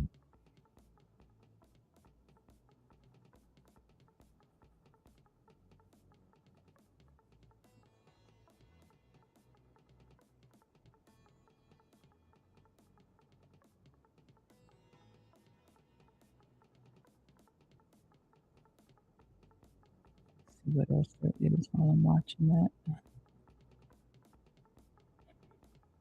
It might interest me.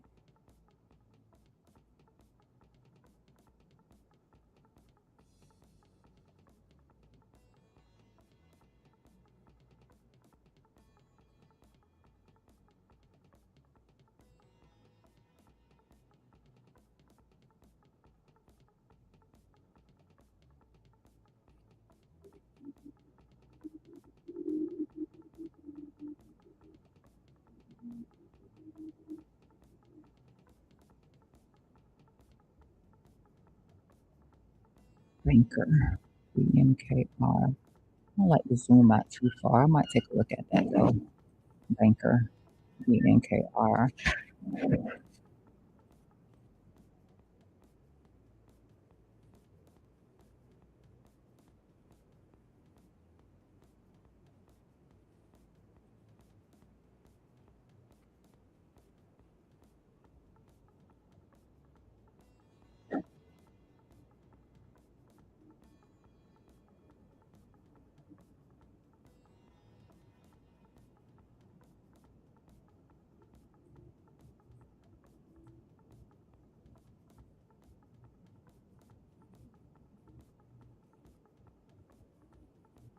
Take a look at that in the next window over here. I just want to see how this is going to go. Make sure it's on that line.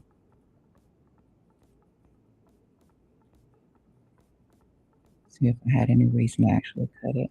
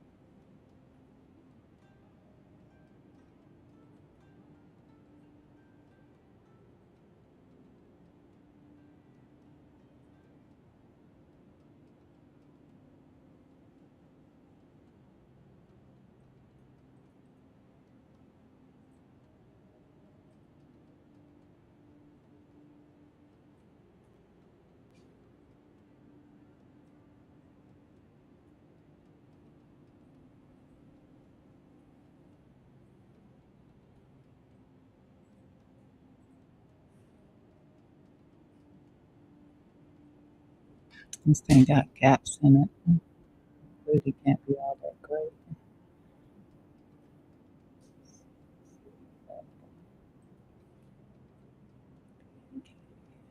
Only on spot anyway, so I couldn't trade this even if I wanted to.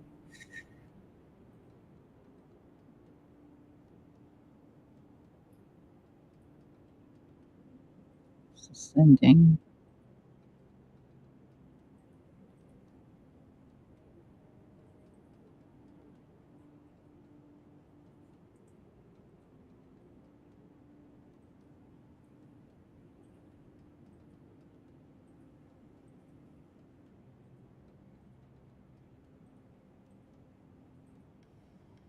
I could trade a spot.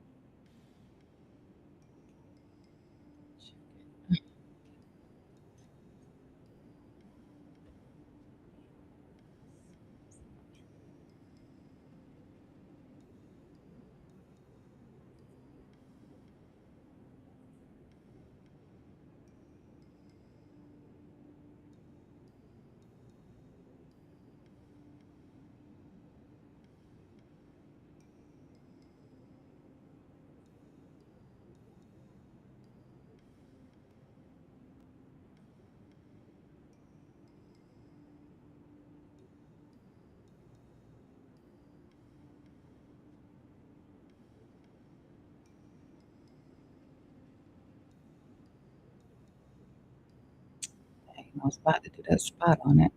It's already breaking out of the ascending triangle though, so I'm gonna have to let that one ride. I was trying to catch it before it broke out. I see I could actually trade it. Not big fee on Coinbase, which is not my favorite place to trade, but we do have it to take a spot trade on. A little too late now. Okay, I was willing.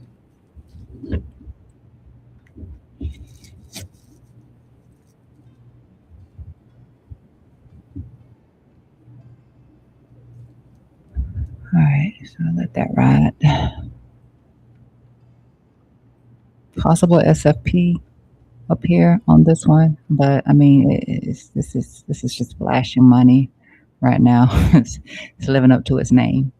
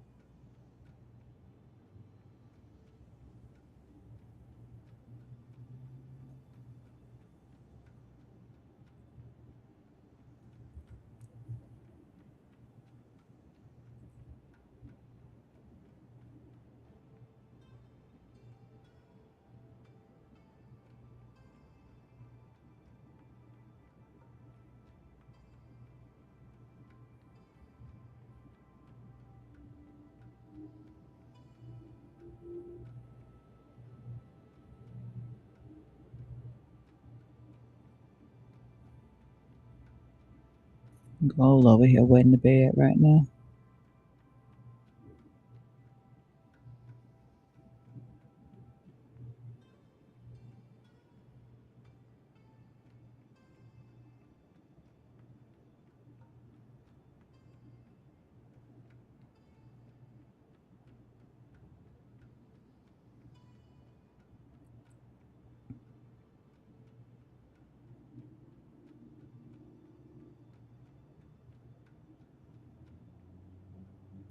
It's about 8 o'clock now. If gold puts in a bull div down here, I might get interested in taking gold at least off a 15-minute time frame for a little move to the upside there. Nothing major. I won't be looking for anything major, but if it gives it, it'll give it. And right now, I want to see some bullish confirmation on it.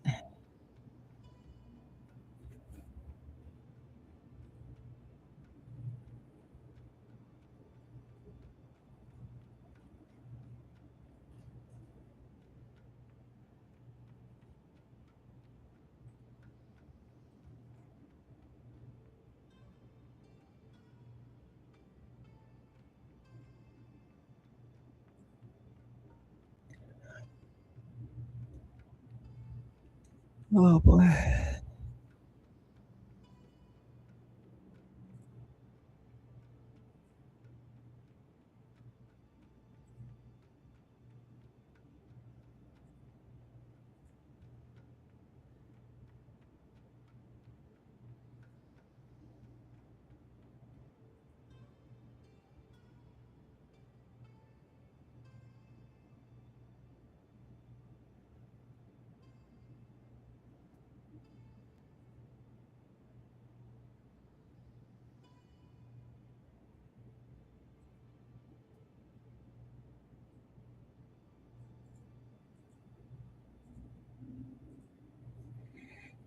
Let's see what else there is besides those two right there.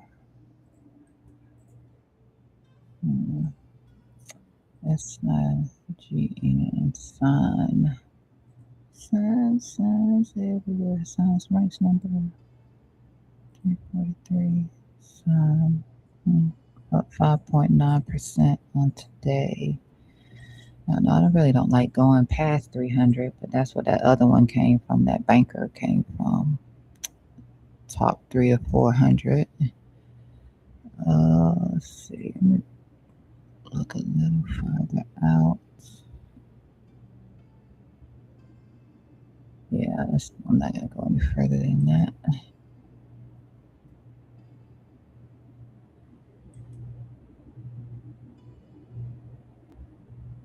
GWEI. GWEI.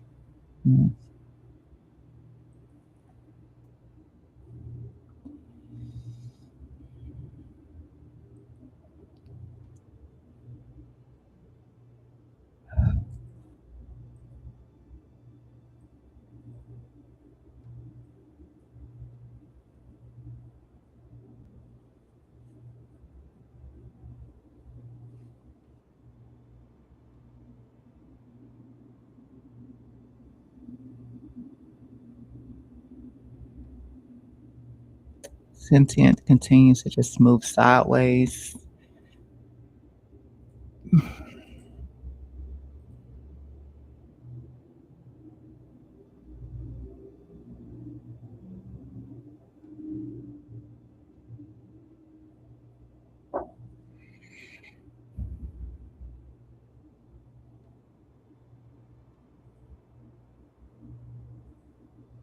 Is this commitment about to come in? All right, a little bit, a little bit, a little bit, a little bit.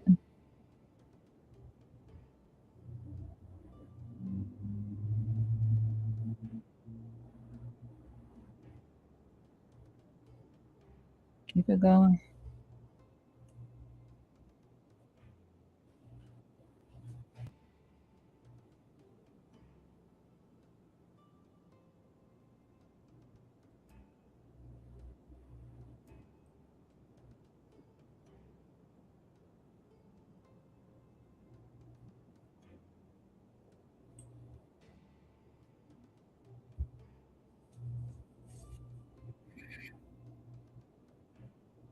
it going. Keep it going. We trying to hold on to that.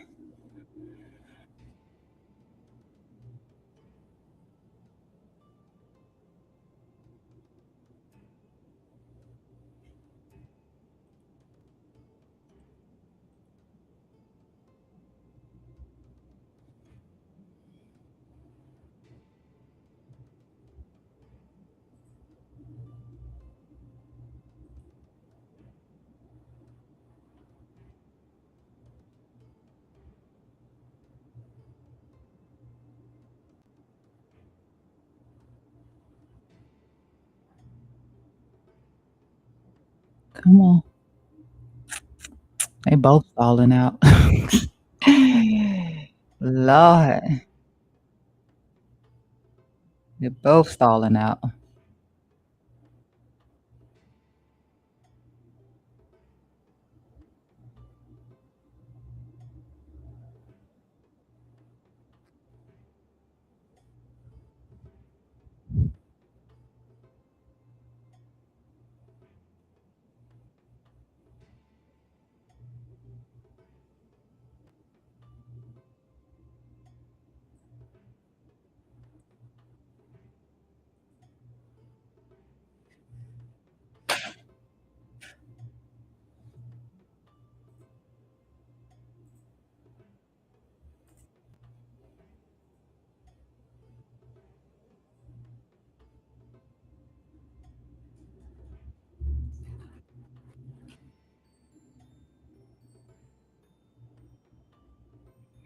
I don't think this thing right here has enough liquidity. Again, like I said, little gaps in here. Like you don't see those kind of gaps when you have enough liquidity in it. I mean, it's performing well, but it's slow as crap. Uh, I mean, it's slow when it want to be slow. I guess these candles in here are so tiny. Like imagine 15 minutes waiting on this move right here, another 15 minutes waiting on this one move right here. It's slow. Wasn't slow right here, but yeah, it's slow.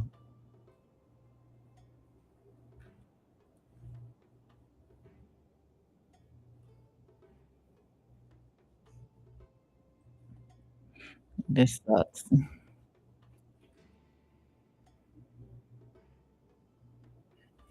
I just wanted to be fair. If it moved like that, then it can move like that again, just in the other direction. I really just in the other direction. I was doing a little reading on it yesterday. It's trying to figure out what it is. Something to do with AI something, but I didn't really see. It doesn't have a lot of holders. It has a high supply. Um, Most of that isn't even on the market. At some point, this is just gonna crap the bed. At some point it is. It's not crapping the bed right now, but at some point it's gonna crap the bed.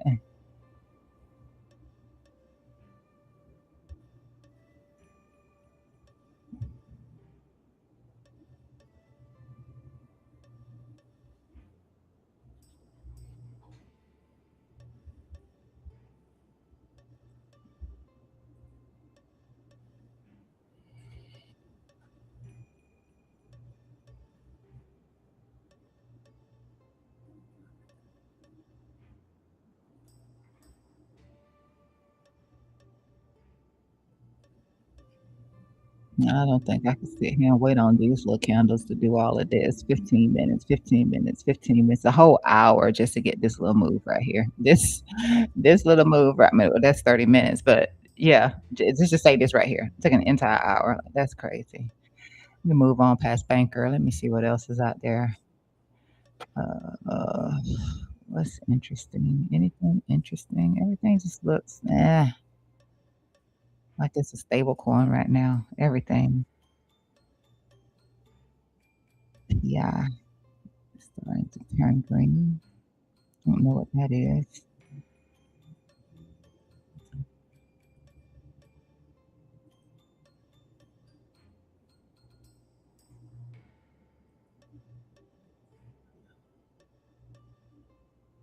Even hype took a plummet.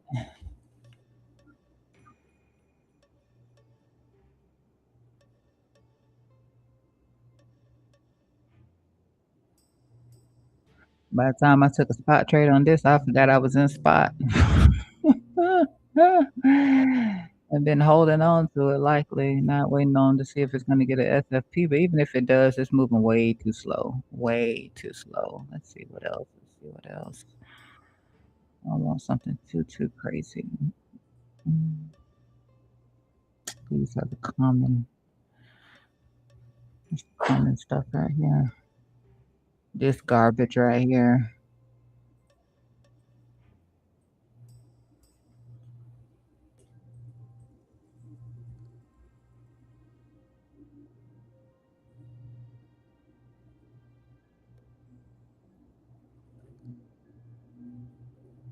The 2 week. This is garbage too. Dust. We took a dust long yesterday. Um, it worked, and we cut it before it started to do all of this nonsense right here. Um, did something to take a short on though. The entire market just puked. We'll move for a higher time frame so I can see what's happening. Oh, good lord.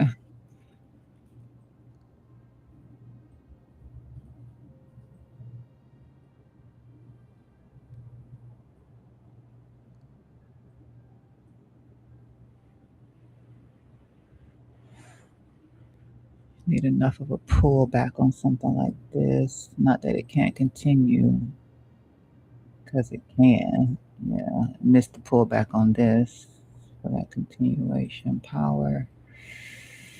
Okay, power.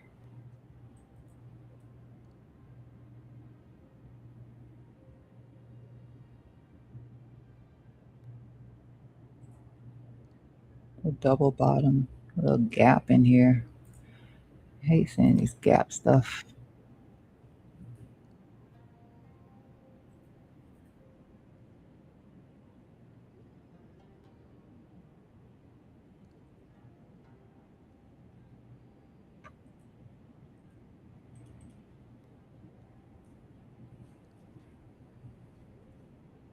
Oh, let's see.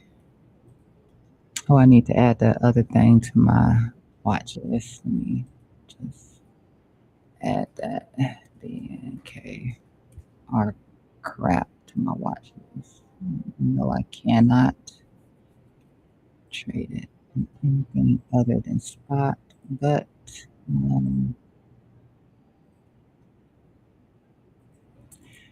you at? Right there. Okay. Let me go back to this. This looks decent. It's back above the daily low after the double bottom in here. Little trend line through here, probably ending. Let's see. Could be. Yeah, this could be.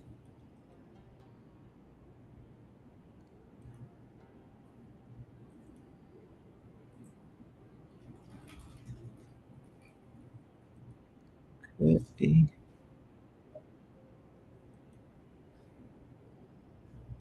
That doesn't look right.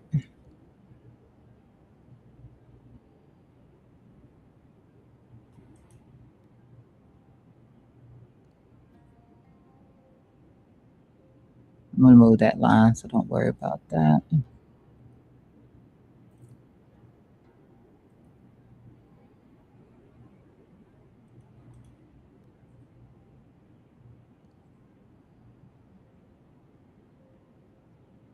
I do this up? Yeah, I could do that up. I'm sorry.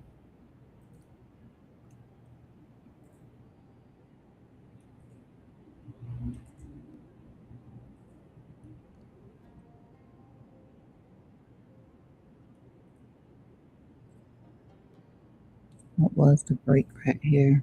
This is gonna continue here.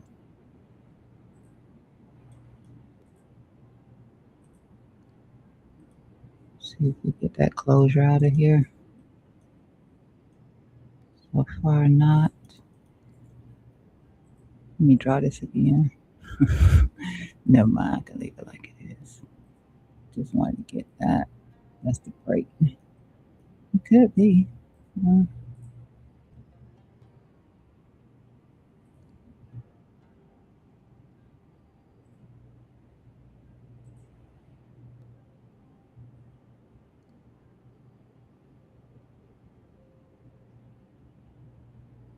At least I know it'll move a little faster.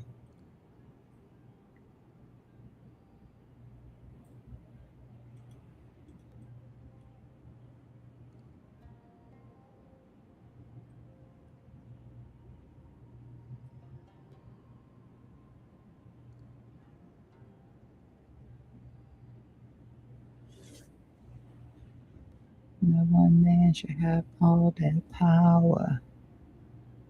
It's like BNB is trying to get a push to the outside. BNB. We're about to get reacquainted with BNB.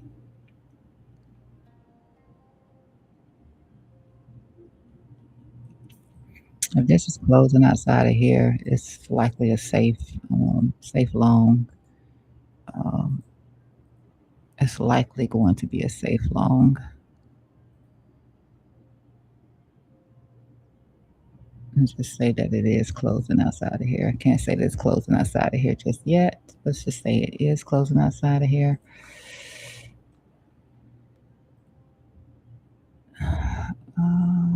It's bullish. So I don't see a reason why any of this would be an issue. I want to see that closure outside of here. And then let me see. It's a 1 hour. I'm sure at 15-minute.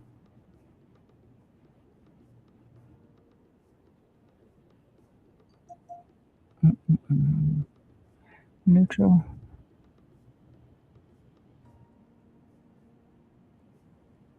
Yeah, I think this is going to break up.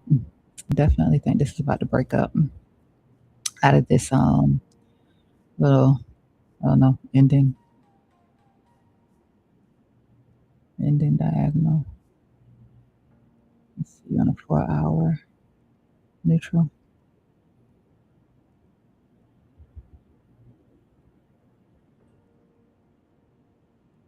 Yeah, this looks like it's going to get a break to the upside.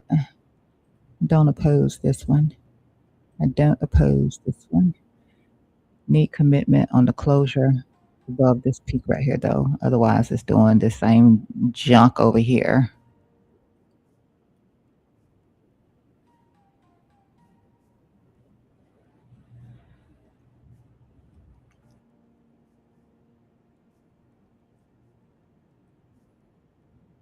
Don't really need to keep all these lines in here, but that's just so you can see the analysis on that. This will end up being moved. Right now, it's going to stay like it is. So if it does get the closure out of here, of course, you don't want to leave all that space down here. You want to move the stop up low because we're expecting that it's going to break out. It has no reason to come back in here if that's going to be the case. If it has strength, it has no reason to come back in here. So this will get moved. Then you can actually minimize this, even though it looks good. You can minimize it and drop it to here because you're going to run into some resistance at that low, that prior low.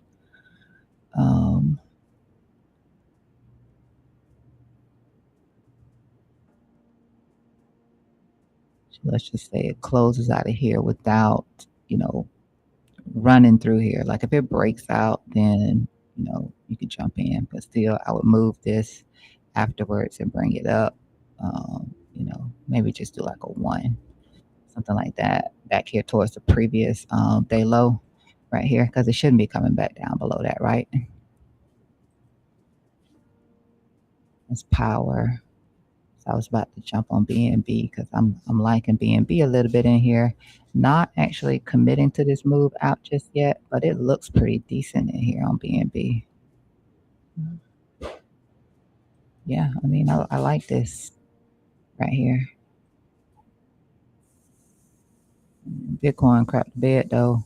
Please expect for this to crap the bed. Bears are still in control. It is getting a little squeeze in here. It actually did not get that close above here. It didn't get too down either, but that's okay. It didn't get too down right there. It's a 1 hour. Let's see, 15-minute. Yeah, but still right here. I get stalled out.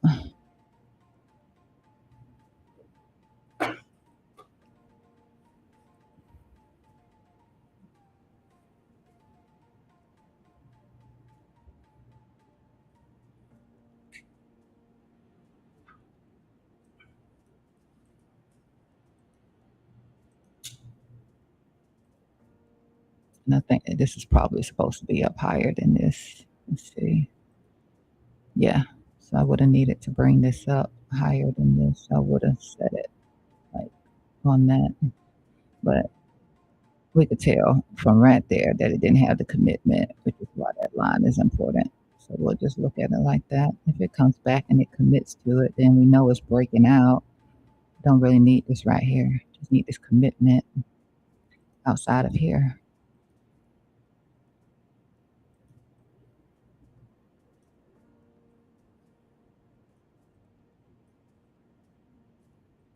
It's, uh, yeah, needs commitment outside of there. Whatever it tried to do in here. It's holding right now for BNB. It's good, babe. Do a little bit of something with BNB. A little something. Prepared to say no good.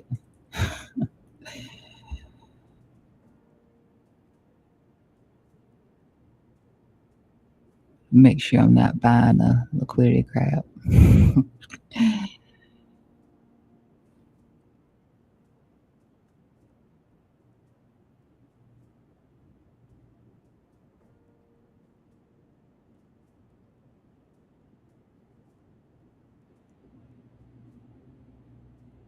I know I mean, it does a little bit of bearish divergence against this high, but if it blasts through here, then that'll be done. It is trying to break above that standard 2 here on the 15-minute time frame. Different. It may not expand as slow as it's going. I don't like the slowness. It's moving way too slow, which means it might fail. Increases the chances of it failing because it's moving slow.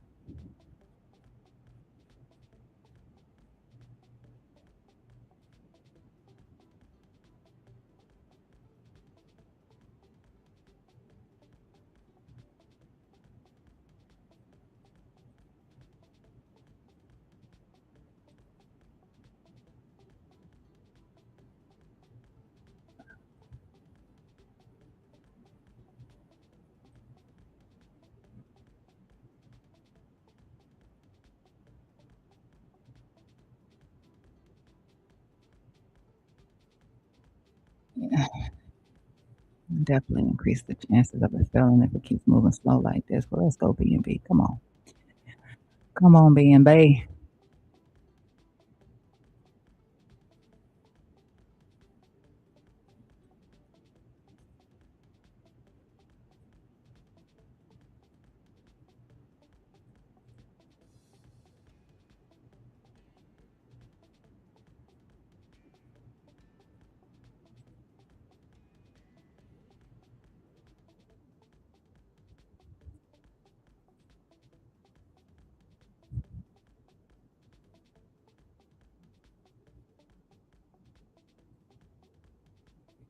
Looking for some strength coming in instead of divergence. Come on, BNB. Come on.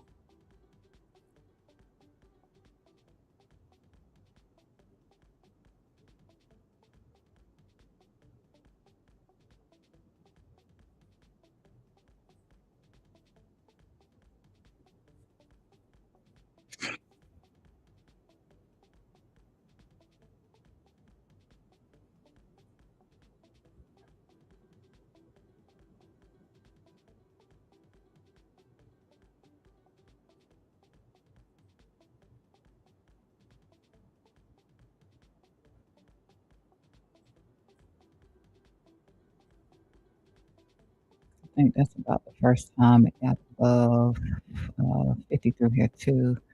Ever since this This consolidation through here, which is a big deal, to be honest with you. It is a big deal, especially when you can spot a change of behavior. It doesn't mean it always does what you're looking for it to do. But I just noticed that, throughout here, it was struggling throughout here. Even back over here too. Like it slightly got above. Let me see. I'm just gonna do it like that. Give me a basic box. It's so important. And the other part, I don't really care what number I put it on. So that was pretty trashy. I put it on 10.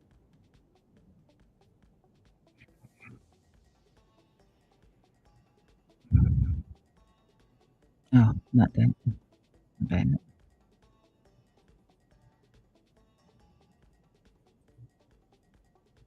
Right through here.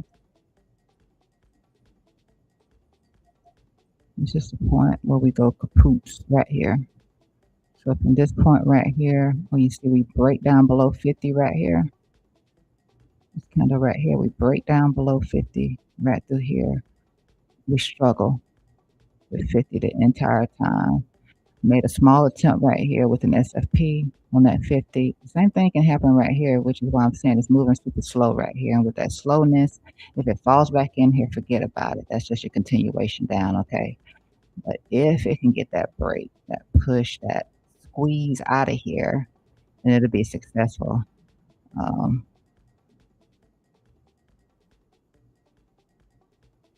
that's going to be the difference in this actually playing out and flipping from this. Yeah, see, no closure there. And see, when we were right here, it was too far off from here, so you wouldn't have had to worry about making any attempt on it right here because you would have needed to get above this point. It's too far away. And right here, it didn't commit. Go with the clicking again. It didn't commit right here either.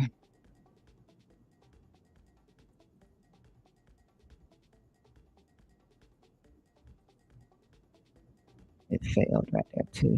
So you would have seen it in here, but you would have been watching it right here, no commitment, and boom. Same thing right here, right now. This peak, this little peak right here, that did manage to break outside of 50. Like this is the second attempt for it right here. This time it either breaks out, have a breakout to the upside, or it's just another fail move and short. This bullish divergence all down through here.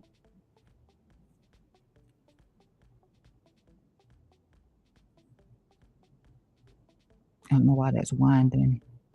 It's got this bullish divvy. Actually, we can go a little step further. See that trend regression right there? Got this bullish divvy all down through here.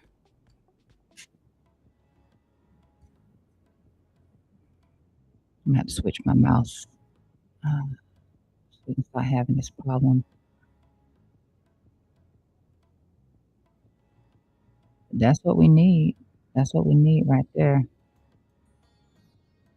Just this breakup right here. And then you just be prepared to cut it, especially if it's going to continue to put in bullish divergence. That means that it'll take out this low again. There's no need in playing around with it. But right now, if we can successfully get it this time, that's going to be great for the long, for the long. So I did just enter on it just to take an attempt on it. I'm not gonna play around too much.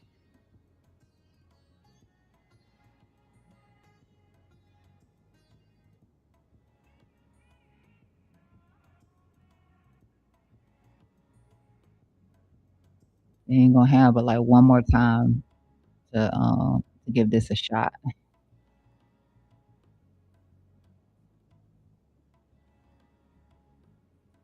before it works out, in my opinion.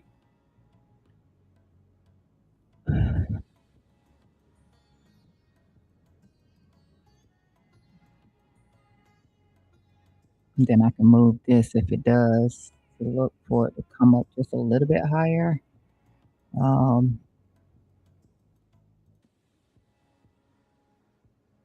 I wouldn't bet the farm on it, but just to get it to come up a little bit higher.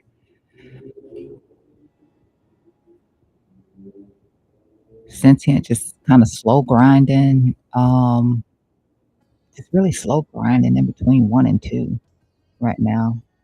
Sometimes it look like it's gonna commit, and then other times it just I don't know, it just doesn't. Like, it'd be great for 1 minute left in here. We'll see a change of structure right here on this, 15-minute time frame.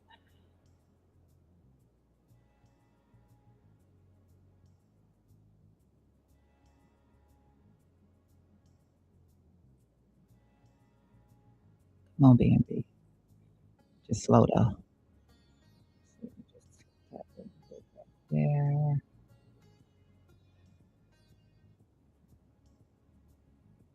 I'm not gonna let my greed overcome me on this sentient. I'm gonna go ahead and take a small little um profit on this and just hope that this thing could keep going.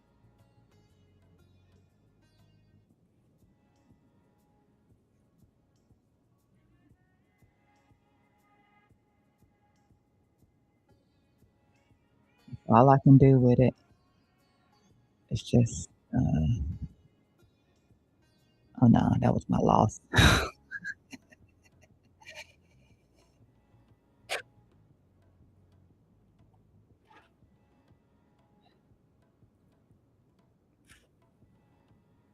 Took back I wouldn't have had to pay out anything. I just sat patiently, but I just I don't know. Sometimes I just don't feel it. I don't feel it. I don't feel it. Uh, and I still don't feel it. It's too slow. It's too slow. All right. So there we go that time. Just take a little something off of it just in case because it don't look like it increases size to match this one. It doesn't have commitment. See, BNB. It did get this close up here. So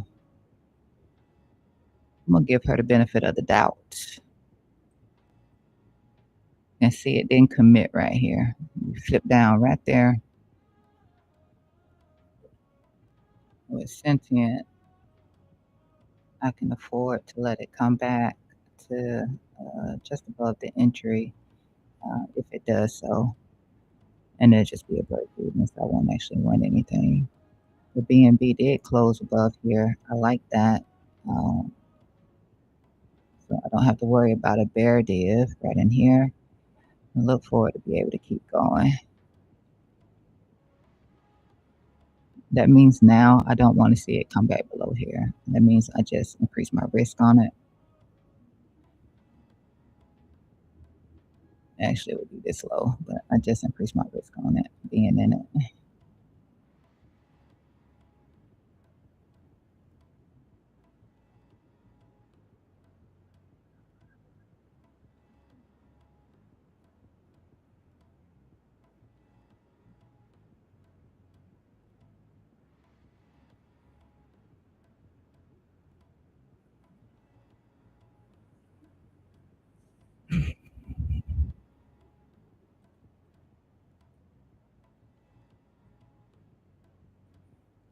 Just hold up. Yeah, just hold up. No actual strength on the move yet. Like I said, no actual strength on this move just yet. Uh, no actual strength on this move to the downside either. Neutral.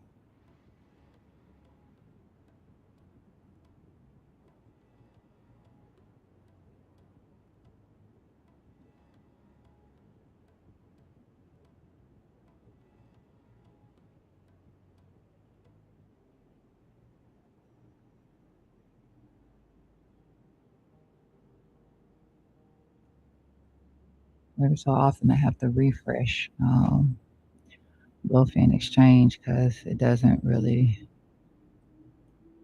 keep the price action up to date.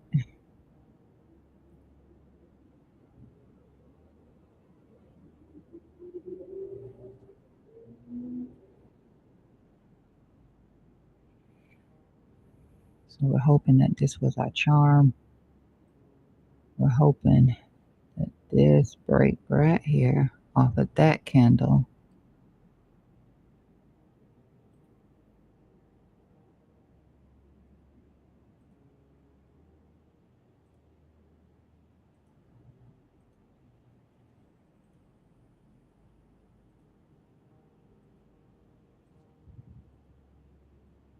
coming back up that 50, that's our charm.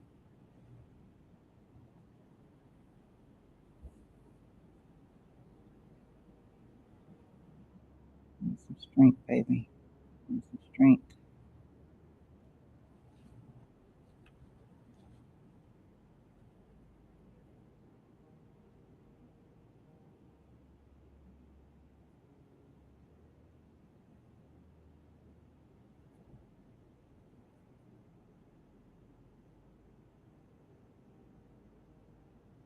Nah, not with sentient. I'm not.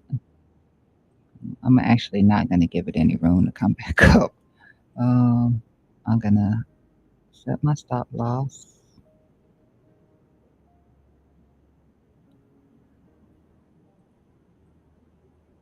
below my entry. Because if it's coming back, then it just doesn't have the strength to keep going. Now it can continue down. I'm not saying that it can't, because it is currently like it's kind of ranging between standard 1 and 2. I just rather not play around with slow price action. So you can see how it's standing between 1 and 2 right now. And so it doesn't mean that it's going to come up here and take that out. But in this circumstance, I'd be looking for it to continue to bing bong around 1 and 2. I just really like to see a V shape, and we're not getting that, which means we don't have any strength. So this isn't going up like this, isn't doing that number. That's when you know you got something good. It does like that.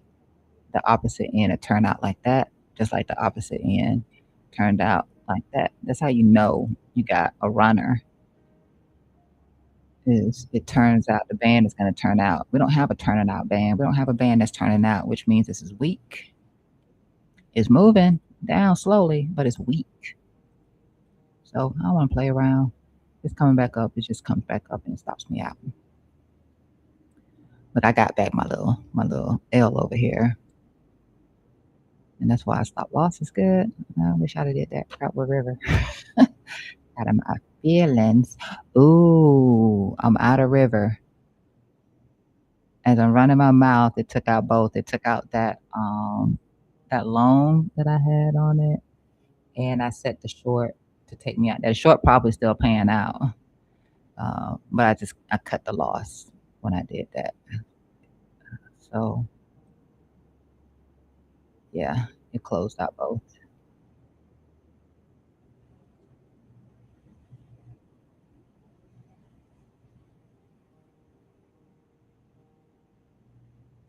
So it was still a loss on River because I should have cut it, and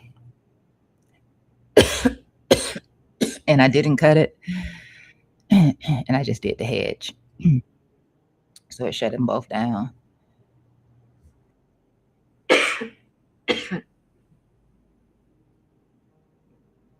It doesn't even give me the option of showing you the loser. It just shows you where I hedged against it and stop the bleeding.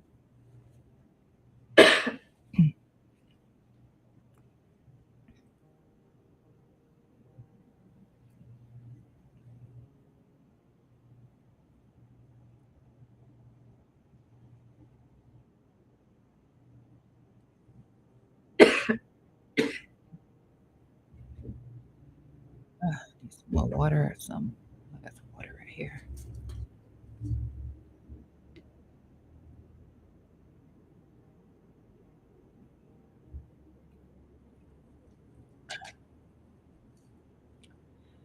So River, the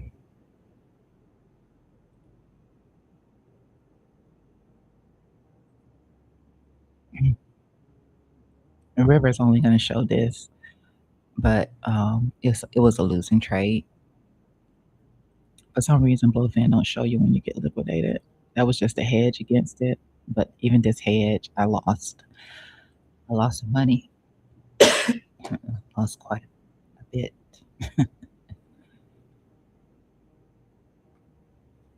And, it would have been worse if I didn't have that hedge. All right, Cynthia, continue on down. Thank you, baby. All right, BNB, let's make it happen, babe. Let's make it happen, BNB.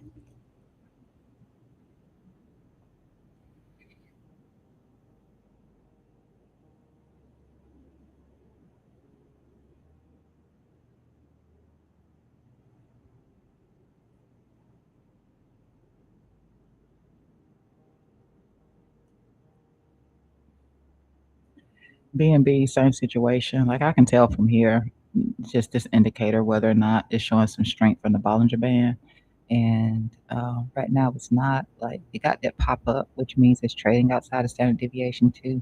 But it's still not like I can't tell if it's expanding or not from here. But I can tell you right here, just looking at it, we got the same situation that we got going on um, with this one. Now it did start to do a slight. Let me get rid of these dots. And they're not buy sell signals. I gotta change that. It did do a slight drop down right here. And you can see that it is outside of band two over here. So it is trying to expand, but there it's not moving fast enough. Usually just boom, boom, boom. Like it'll be like this. Like these candles. Like that expansion. We're not getting that. We're not getting that. So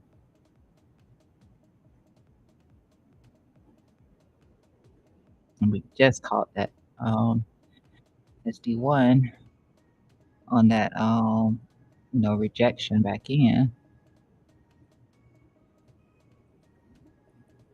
Loud this market.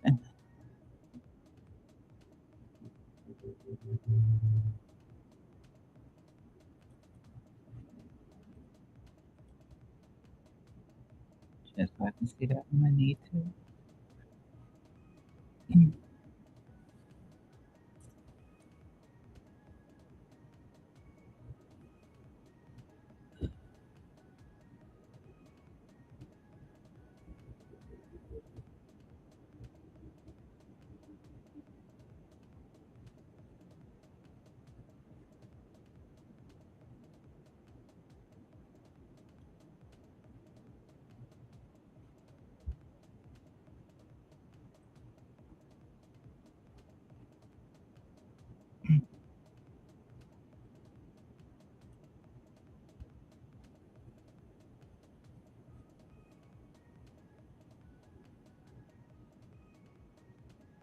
All right, a little bit more down sentiment. I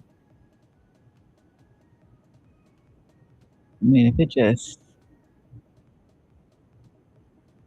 flop, that'd be great. Won't do it. Won't do it.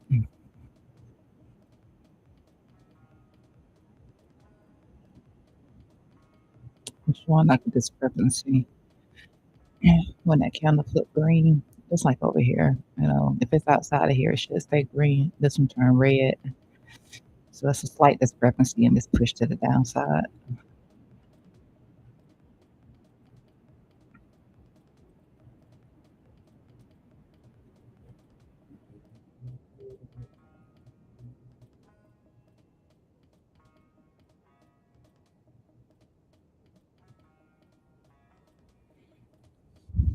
I'm still watching gold too, see if we can't get some bullish divergence on this little move down on gold right now, at least off of that 15-minute time frame. I still don't see a reason to, um, yeah, right now, it's lower highs right now. So those little pushes to the upside are decent shorts. Probably gonna end up being the same thing. I don't know. Let's see right here on BNB.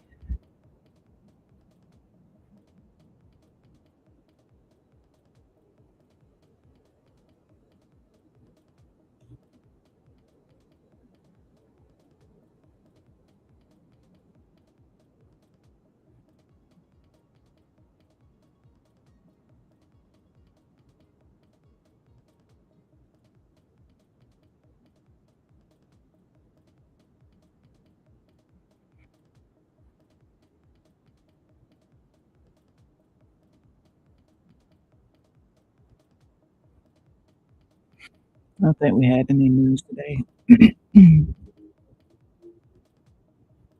Just double check.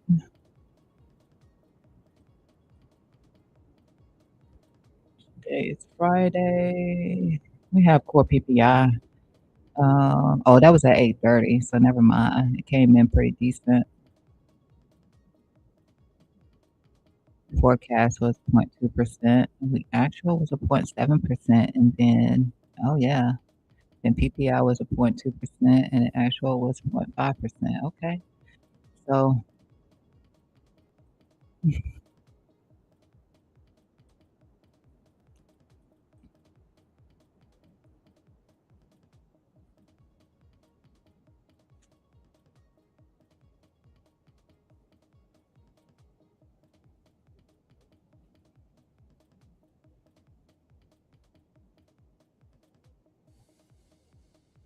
come on, BNB, stop stalling. Uh oh, uh oh.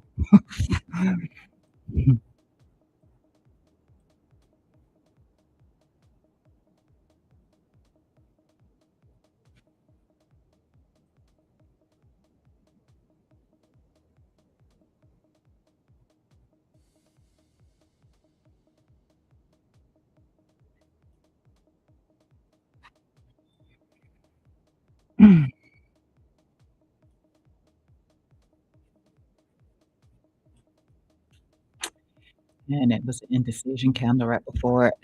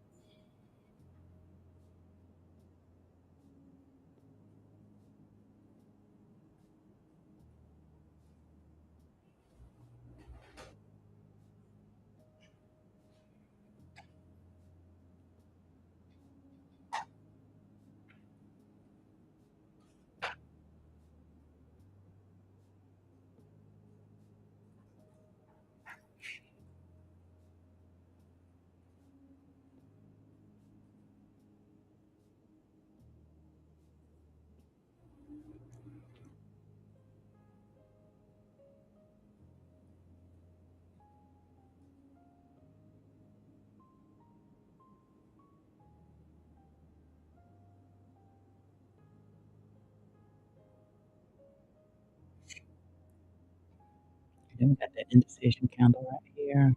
So looking forward to break above that indecision right there. Doesn't really tell us too much, but um,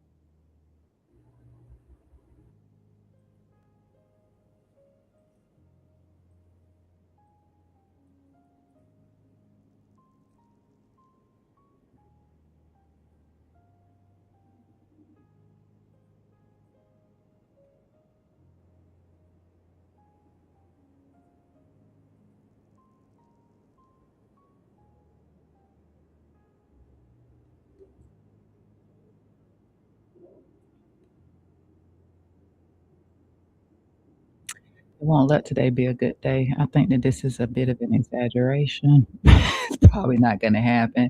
Even if it was set to a 3, it would just be looking to take out this right here. It just yeah, I'm not feeling it right now, even on a 3, which I personally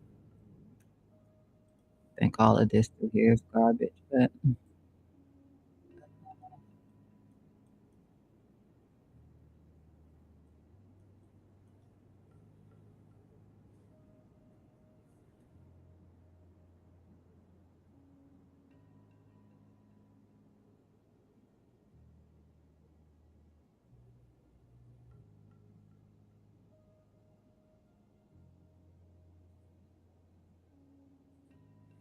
it's still sideways. I'ma take that away. That's just showing me when it's trying to come back inside of that.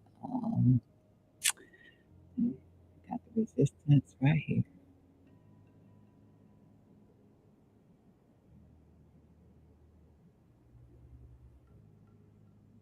which might be trying to act as support. Shall see.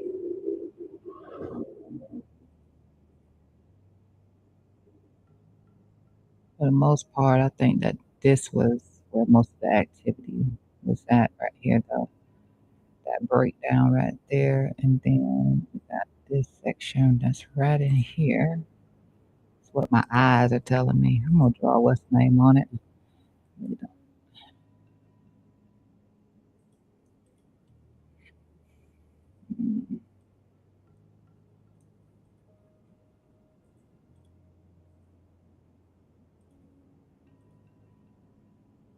Ding, ding, ding, ding, ding, ding, ding, ding, ding. This hasn't been violated yet. I just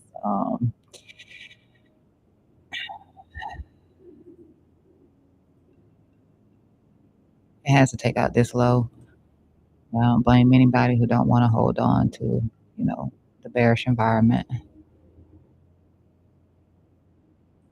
It is a little bit bearish. It's a little bit bearish. Bang, bang.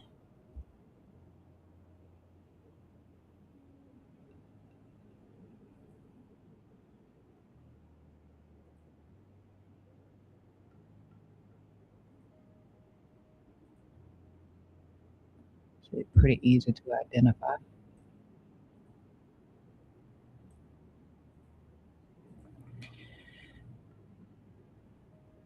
My opinion is this.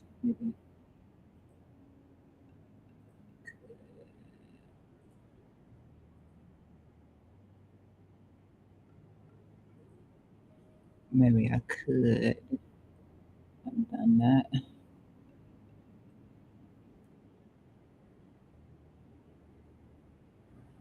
It's still not on point with what's name. Maybe I could have done that just for the sake of that little piece right there. That's how I would say it is.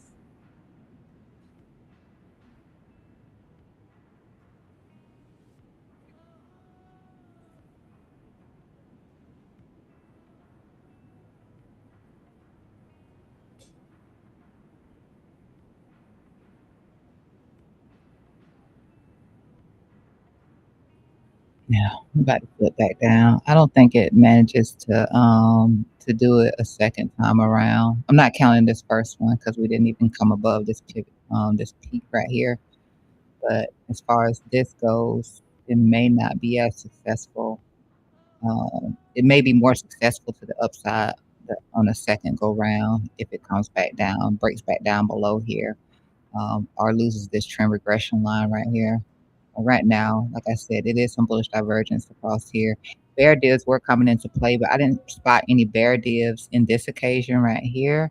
No bear div against this little peak right here. No bear div against this peak right here either. When I do it like, oh, sorry, not that. When I look at this, there's no bear div against this peak right here either. So that bearish divergence is eliminated. If there was anything, it was this, but that's to be expected, which is why I'm saying it has to actually come down here and take out the low in here in order to to invalidate the idea of it being able to finish out that move up, unless this breaks back into here first, or yeah, unless this breaks back into here first. Like, really, it needs to maintain outside of this 50, 52, 40, 41 right now. Um, Nobody's trading waiting on RSI though. Um, I suppose it's useful. It is useful though,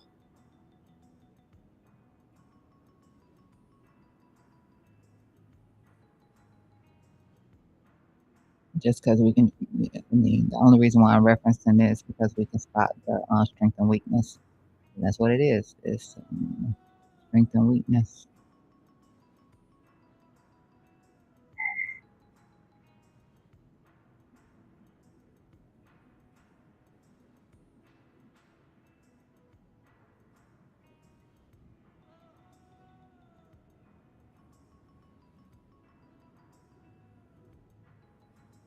That doji about said it all. Let's see.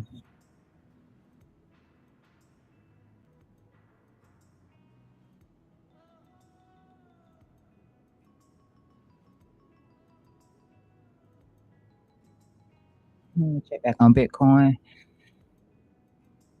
Bitcoin tried the same thing, so no success of its own. Bitcoin did try to, get an expansion in here as well. It failed. And I mean, but yeah, you have this probability or something like that. Um,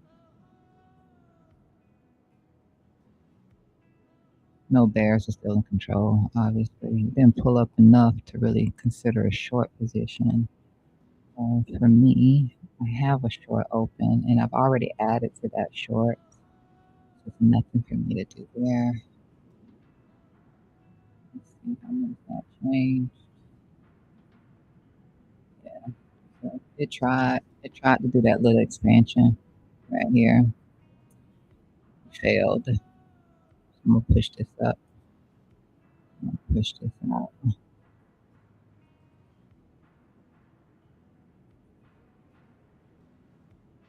Not that I think it's gonna make a difference in anything. It do have the little higher lows in here right now. Same thing goes for BNB. You do still have the little higher lows in there. I'm just looking for the relief bounce before they continue to send us down. Before they continue to send us down, because they will continue to send us down. Tried to flip in here as well. No strength through there. And if it did push in, probably wasn't going to get too far. No more than that. Field retracement possibly. Consolidate here a little while longer. Still within this bar. Still in this bar. Still holding support.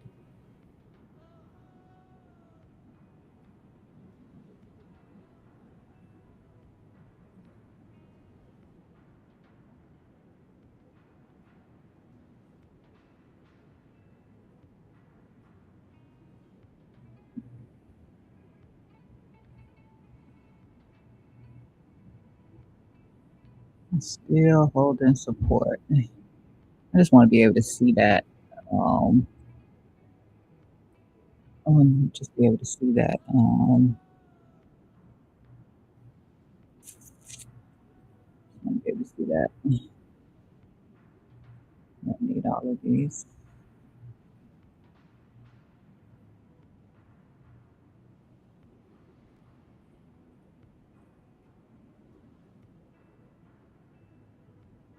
Um,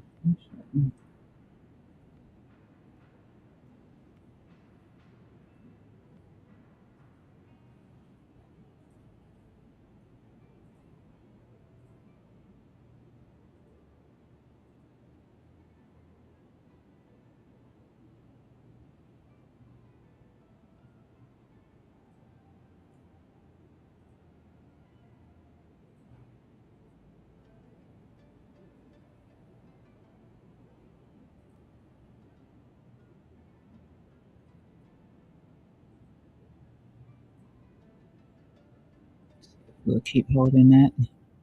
I'm gonna call this actually. We did break it a little bit right there. I just want to keep up with seeing it. Start chopping it. Then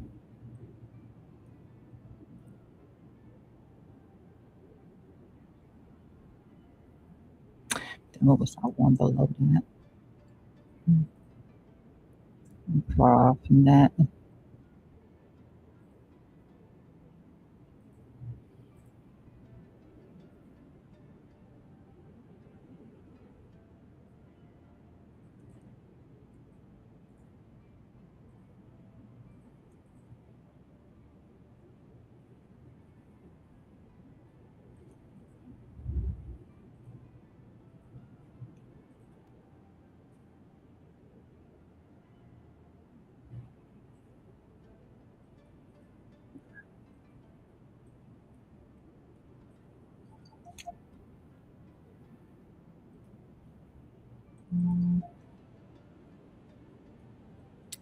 Yep, yes, sir.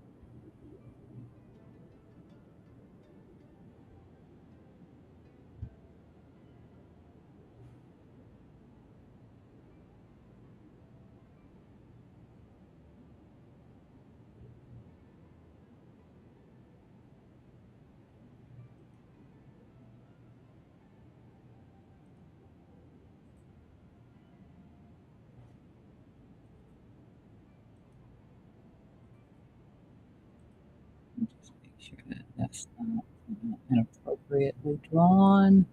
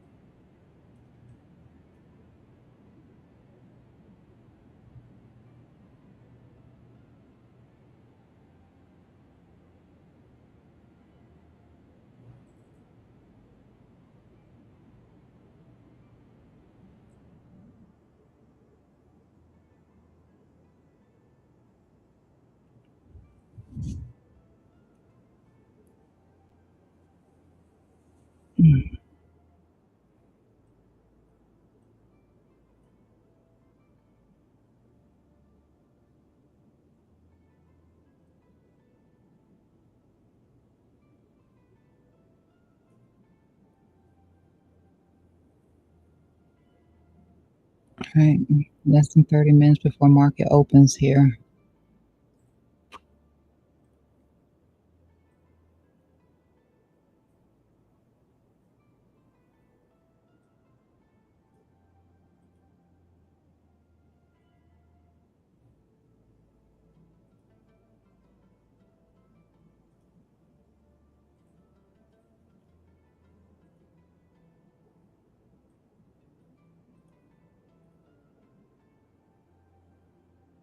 Well, banker played out good, but it was just one of those situations where I wasn't fast enough to take the spot position on it. But banker is working out pretty good. If anybody was able to jump in on that banker, we were looking at it from this window, so I'm gonna have to refer back to this window, and then I'll take this back to BNB. But it's still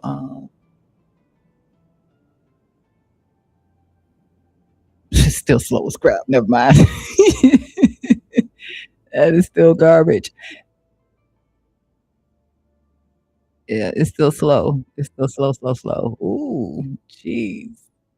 To wait on all of that. Everything is slow. Everything is slow.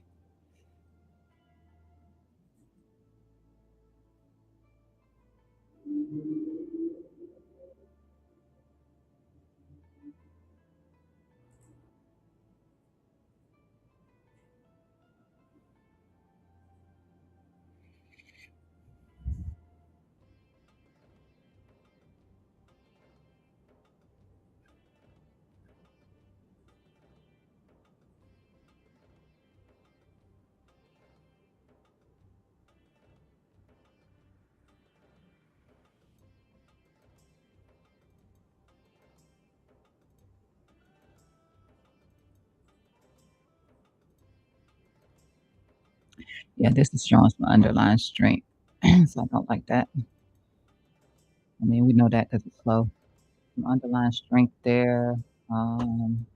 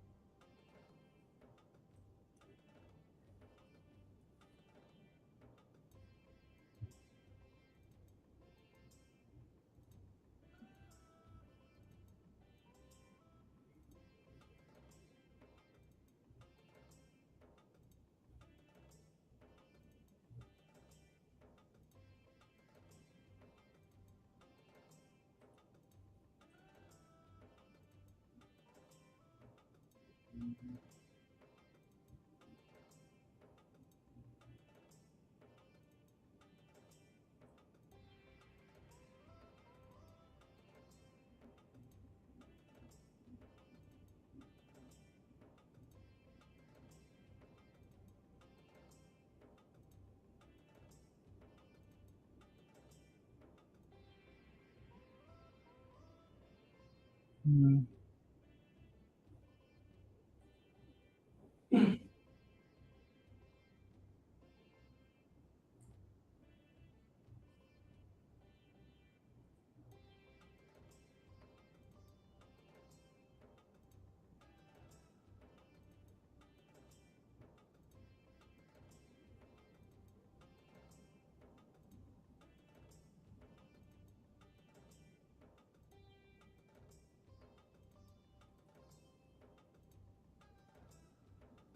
even if this can get back into here, it'd be pretty decent.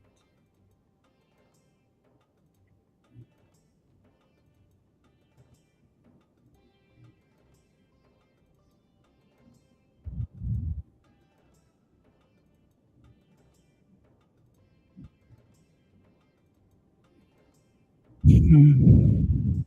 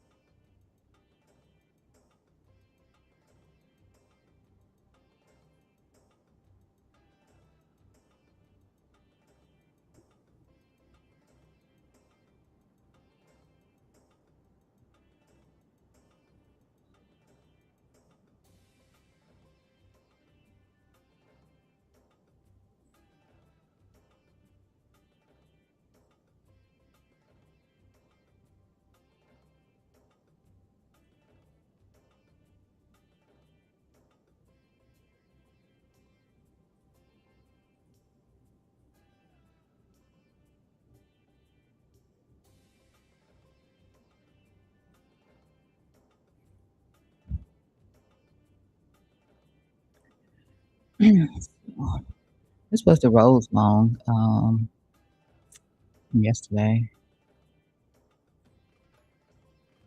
Managed to get 100 out of it, 100% win off of return out of that one right there, out of the rose long. It was starting to look a little shady, so I didn't mind closing it out. Whatever else it probably still continued to give. And then the BNB short yesterday, like I said, I closed that out right as it came right when that candle was like, hey, this is the time to get greedy. Yeah, at 9:03, down to about that 860 right there.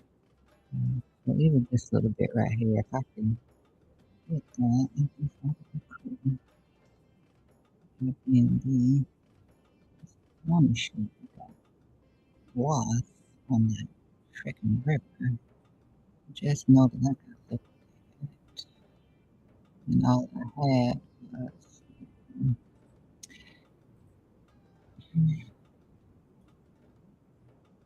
that little L, was L, that L.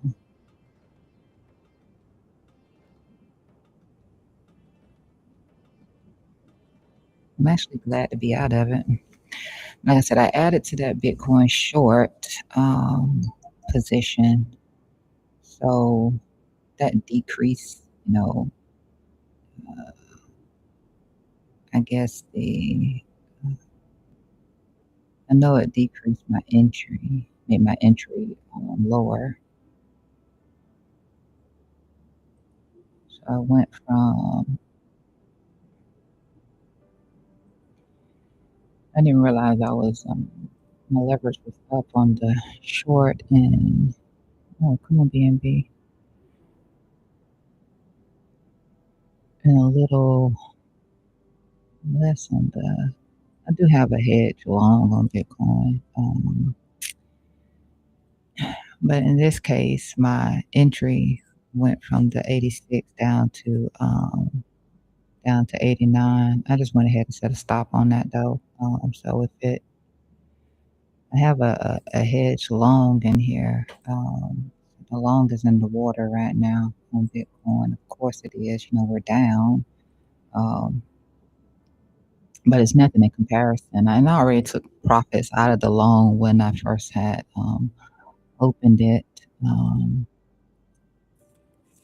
so that's a little down, a lot down. I say a little down. It's a lot down from that 87, but it's nothing in comparison. It doesn't affect anything. Like I said, I added to the short because I've taken profit like 3 times off of the short, so I was able to add into the short. So either way it goes, if the price on Bitcoin continues to drop, then the short will give me way more than whatever happened over here on this long. Long is, like I said, I took profit off of the long. Um, I don't know if I took profit off of it once or twice.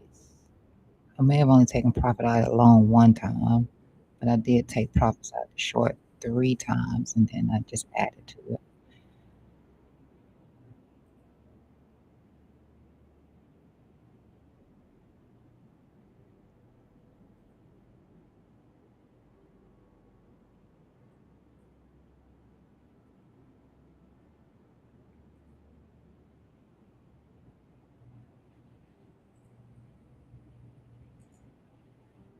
I don't have anything else open outside of that pump, but I've been sitting in pump for a couple of weeks now.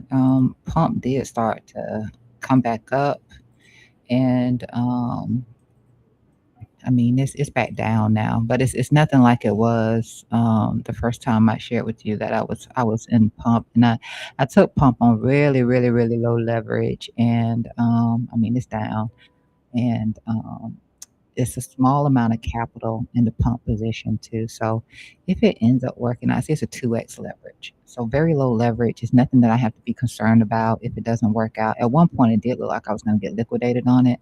I was down like 80 something percent, but it's very low capital, very low leverage on it. If for some reason pump decides to pump, then it'll be well worth it. It won't hurt me if it's an L. It won't hurt me. It was one of those positions where I made a decision. Hey, I'm going to set really low leverage on it. I'm just going to see if it can, if it can pump. And it's just been a struggle with it so far. I still got some faith in it that it can get that move up. Now I won't do it if Bitcoin just absolutely, you know, craps the bed. But if we start to get a pump out of Bitcoin, then pump will go back up, and eventually it could be a winning trade. Small loss. Aside from that, nobody wants to lose, whether it's small or big. Nobody actually wants to lose. Um, but that's the risk in trading too.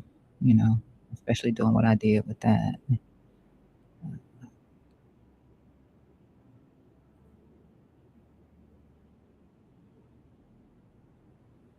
And I'm not racking up no huge fees right now either on it because of how low that leverage is, despite how long I had it open.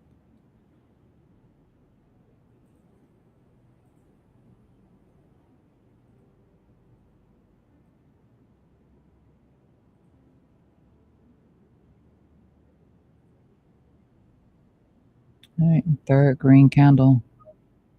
I already got two green candles in a row right here. So this will be the third green candle over here.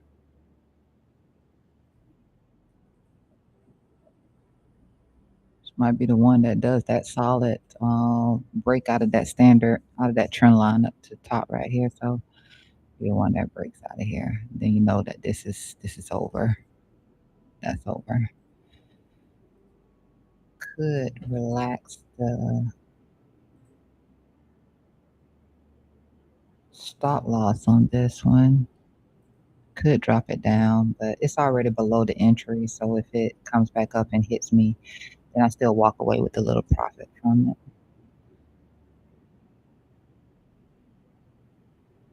I'll at least allow it to do it. But once it breaks up that trend line, it's probably reversing back up. It's too slow. Too slow.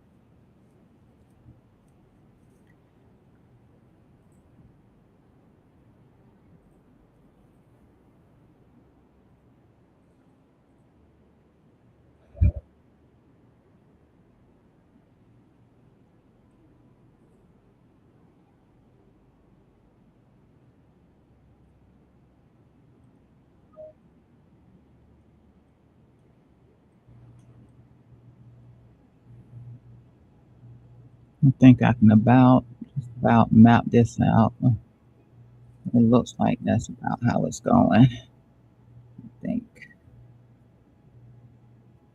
something like that.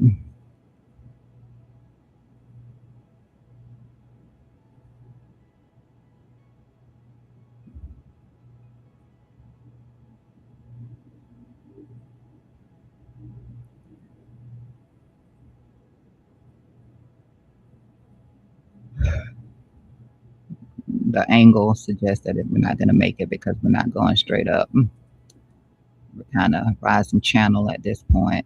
Only one touch on that top side though, but we're just kind of rising channeling right now with the slowness, and then we're descending channeling over here, which, like I said, breaks up, then it's breaking out. And favoritism is to the upside, especially if we take a look at.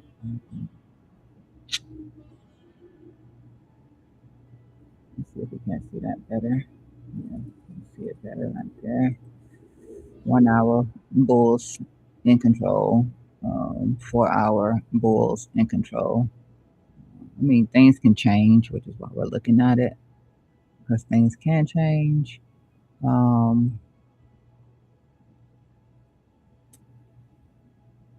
Daily neutral. Let me get rid of these. We've seen it. A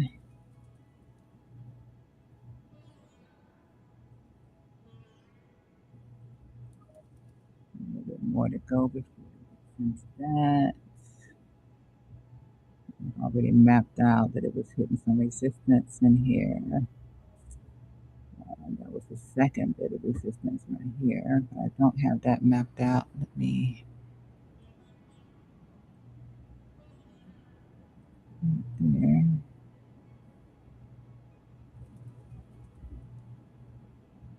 Probably should have dropped that.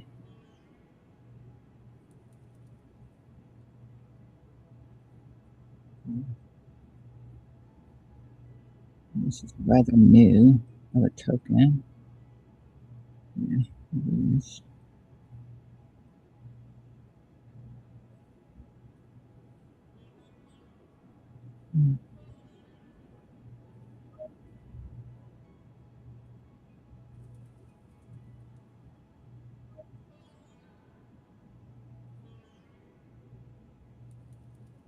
One more boring line. One more boring line. One more boring line. The lines work. Neutral over here. The bulls are in control. Obviously, just still kind of sideways. Chop, chop, chop.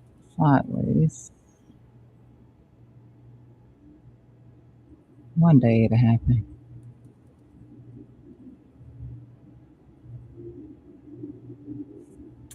But that straight up is beautiful right there. That straight up is beautiful. Come on, bears. Corrective based on that. Just this is just that slight deviation that we're going through right now with this.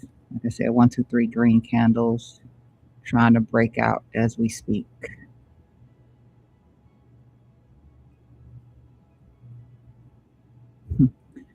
Trying to break out as we speak.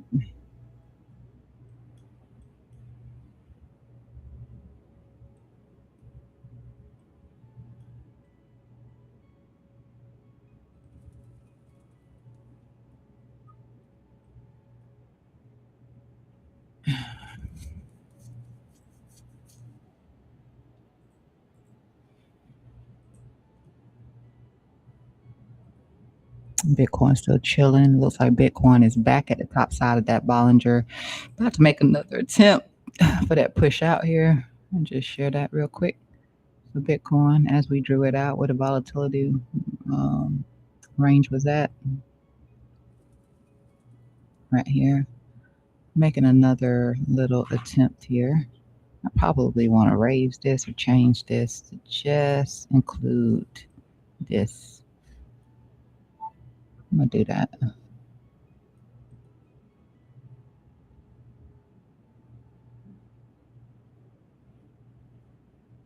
don't think we quite got into this little breakdown that we had before. We'll switch this up. A drop that too. Did I have another one in here? I did not. Interested in how it does right in here though.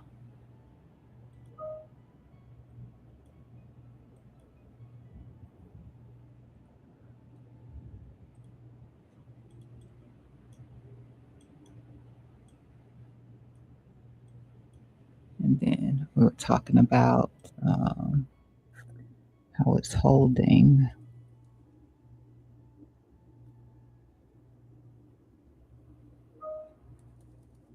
That monthly 26 right there.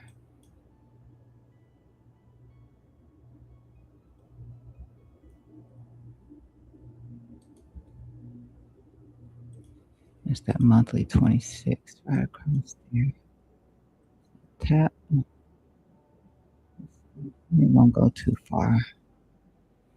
It's not going to go too far. Looks like my baby right here.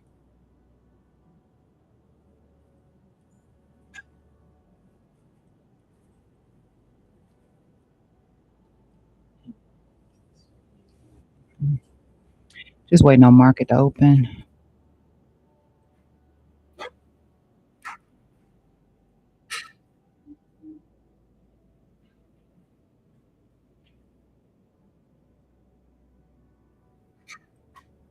Check on Ethereum. We had the same scenario over here. We're still within that range. I'm just going to set this just on that so that it's only capturing the body of that. And then this is angled pretty good down here. A bit too far up. That. Still coiling. Make a decision soon.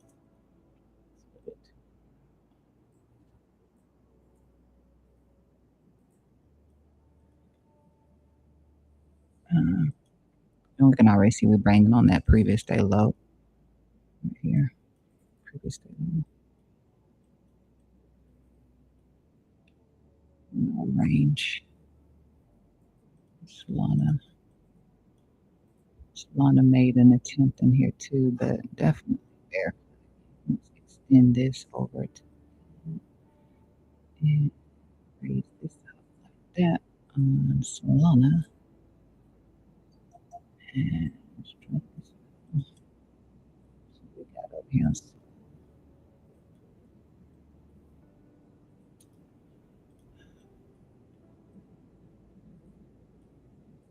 And then I think this is 4 hour. So yeah, 4 hour, previous 4 hour high right there. So we can get above that at least probably.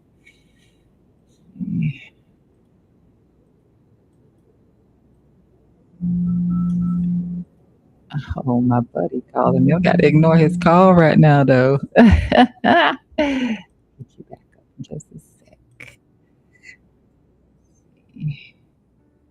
Much added. Not much. Just a bear flag anyway.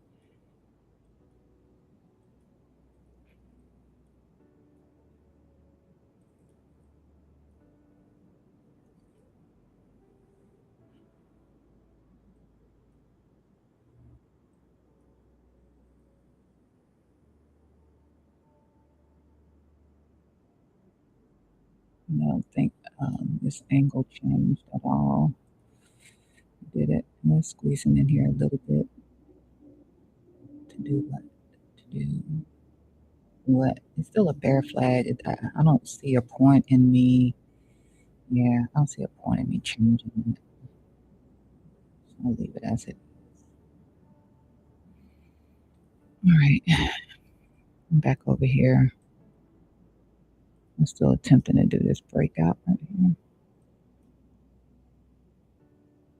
Third green candle. It looks like it's just going to break back up.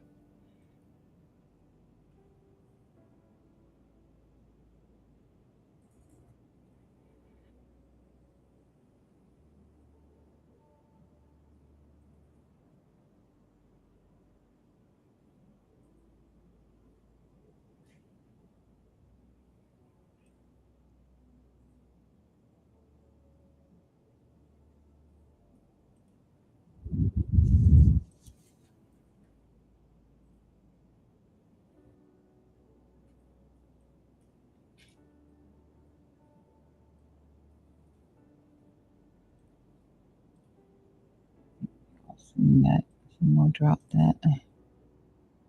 And I already explained this. I don't really need to leave this in here and take that away. It was just so I could explain the situation.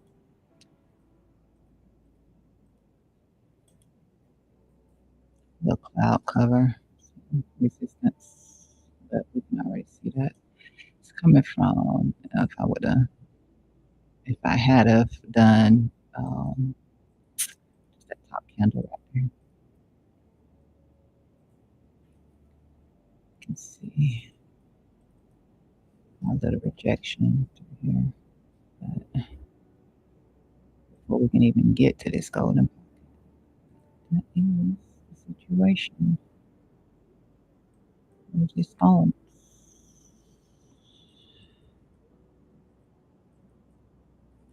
Just like this before.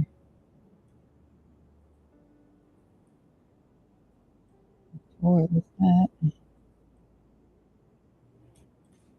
That.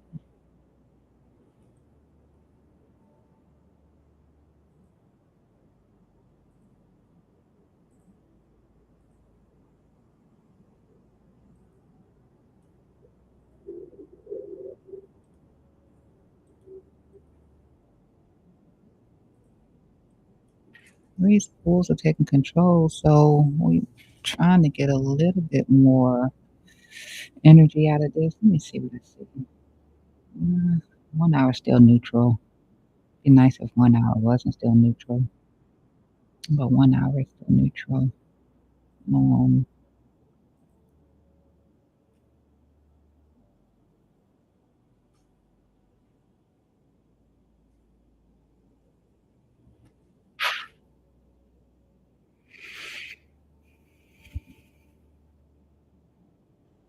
Positive. Uh, MACD is way below the zero line. Um, but still positive, just way below the zero line. These little candles are getting smaller and smaller.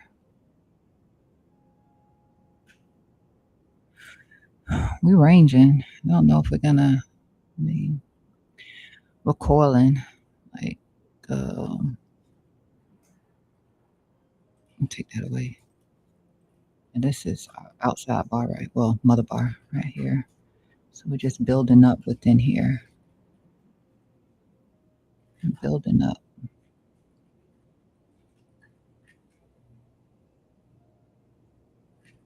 And getting some strength. But how much? How much we getting?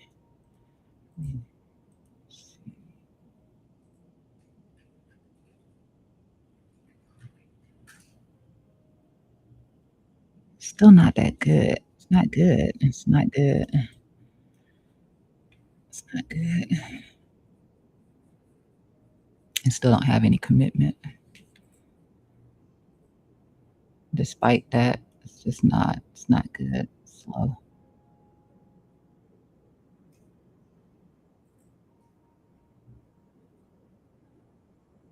Slow, slow, slow. Keeping me po.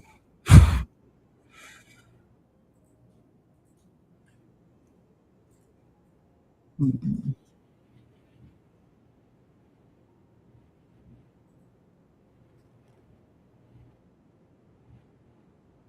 Yeah, sentient breaking out. And I think whatever we got out of this, Intel market just open. Intel. Not gonna check that though, but all right, gold.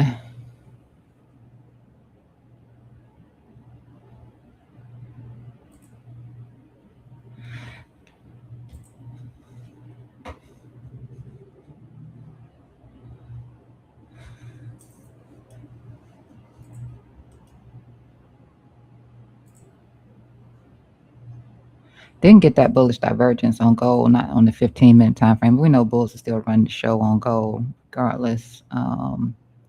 Still holding that standard deviation one on that daily time frame for gold. Doesn't mean that it can't change, but I mean, 4 hour and down bears are in control of the time frame. But it's a nice little bottom and tail there if it follows through for gold. I did want to see some bullish divvies in here on gold as the market just opened. Want to see some bullish divvies in here. We didn't commit to putting in any bullish divergence, but this is not looking shabby right now for gold. I haven't broken into anything noteworthy just yet. I'm gonna stay on the sidelines on gold for now. Yeah, and there's that breakout. There's that breakout on that sentient. Yeah. Ugh. There's that breakout on sentient. Sent. It is breaking out, so it's gonna. This is done. That's done. I do believe that that is done. Regardless of whether or not it rejects right here, right now, I think that this continues up and tries to push back in here, at least probably coming back into about 36. So it will break back above here, coming to a little bit of resistance around 36 possibly, and then put in a higher low and continue up. It is just kind of sideways right now. Um,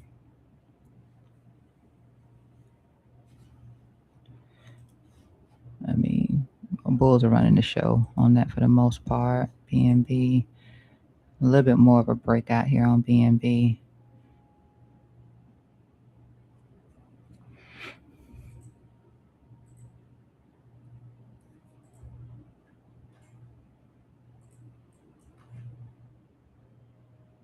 In its first few minutes of market open, whether or not it follows through or not.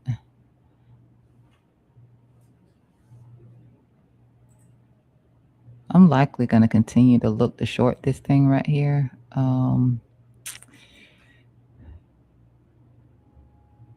Once it gets back into here somewhere, if it looks right.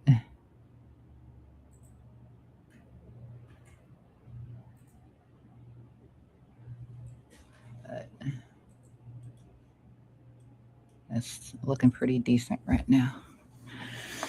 Looking pretty decent right now. Sentience looking pretty decent right now. Positive MACD now. Back on this 15-minute.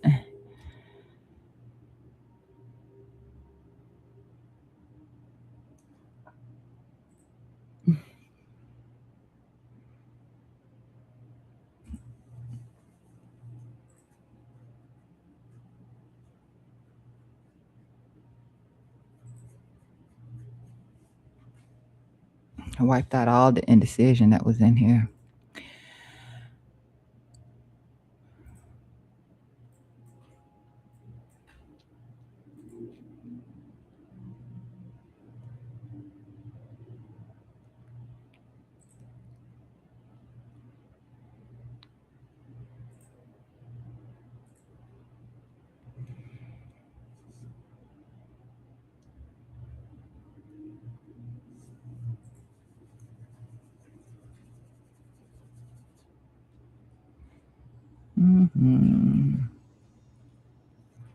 All right. So, unfortunately, it's Friday. It's low liquidity. It won't make a difference for something like this right here, whether or not it's low liquidity or not. I do assume that this right here will break back up through here above this little resistance level right here and make that attempt to try to come back up here. And I mean, like I said, it's no, that's BNB. Put that back. It's still strong on these other time frames. Just trying to still strong on these other time frames. I'm still gonna look to short it, just not right here. Not as long as it's trying to break out, and I can see it's trying to break back up here on this 15-minute time frame. It looks like it's gonna be successful, so I'm gonna leave that alone. If BNB does push up, it might manage to get in here to the 786. Aside from that, I mean, if it does more, then I'll be grateful. Up about a little 7% up on BNB right now.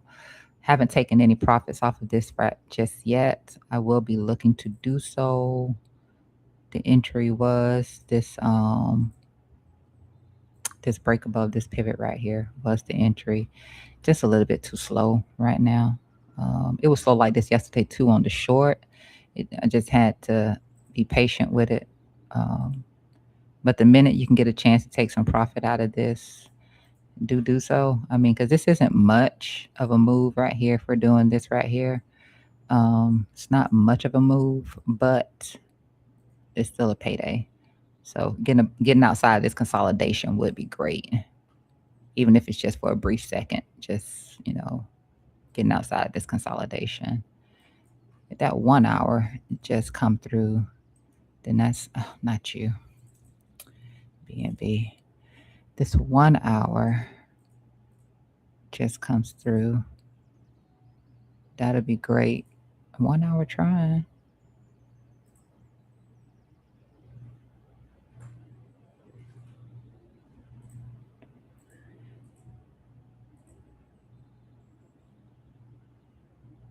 What you doing? Playing around with us. Anyway, if we're ever so lucky this fair value gap in here was already tapped. If we're ever so lucky,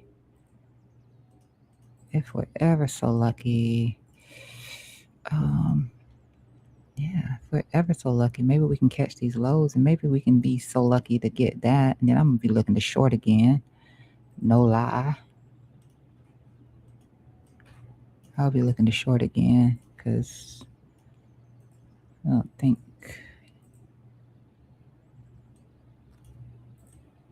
Yeah, I would be looking to short again. Um, but if we can just get this 1 hour, we can get a little bit more juice out of BNB.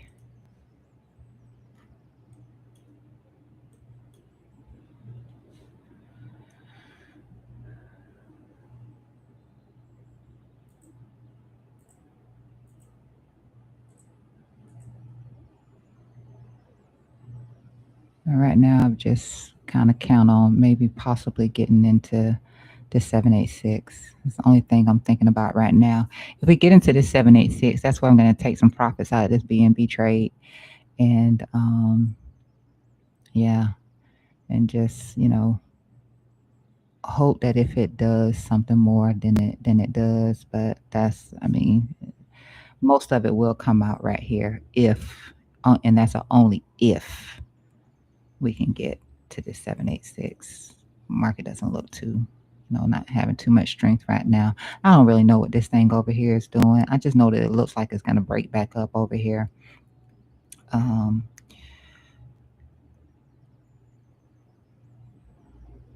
So no sense in me keeping that tool on the chart. For my own non-embarrassment, I'm just taking it off of there. If it keeps going, it keeps going. If it keeps going, it keeps going. But right now,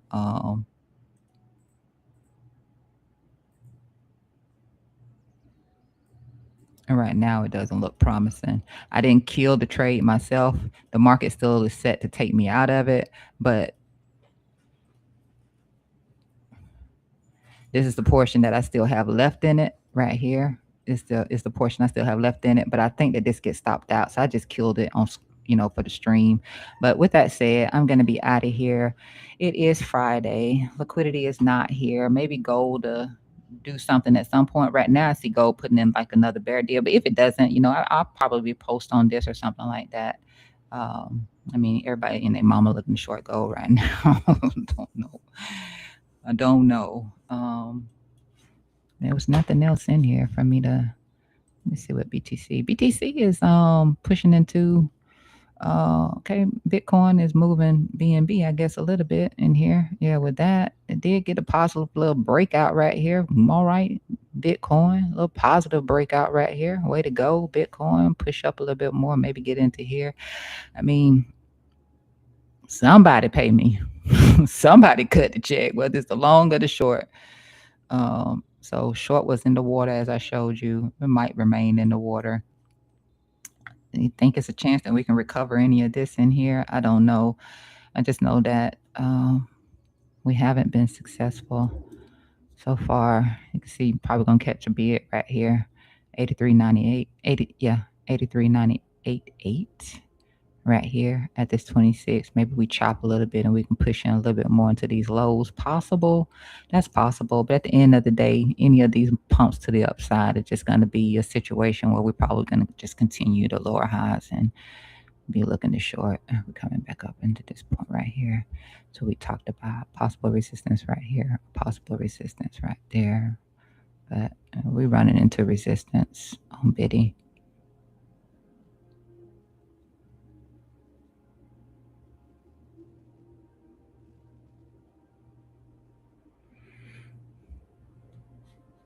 Oh, nice, BNB. Nice. All right. I said I was leaving. I'm leaving. I'm really leaving. Don't forget to pay yourself. Enjoy the rest of your day. Peace.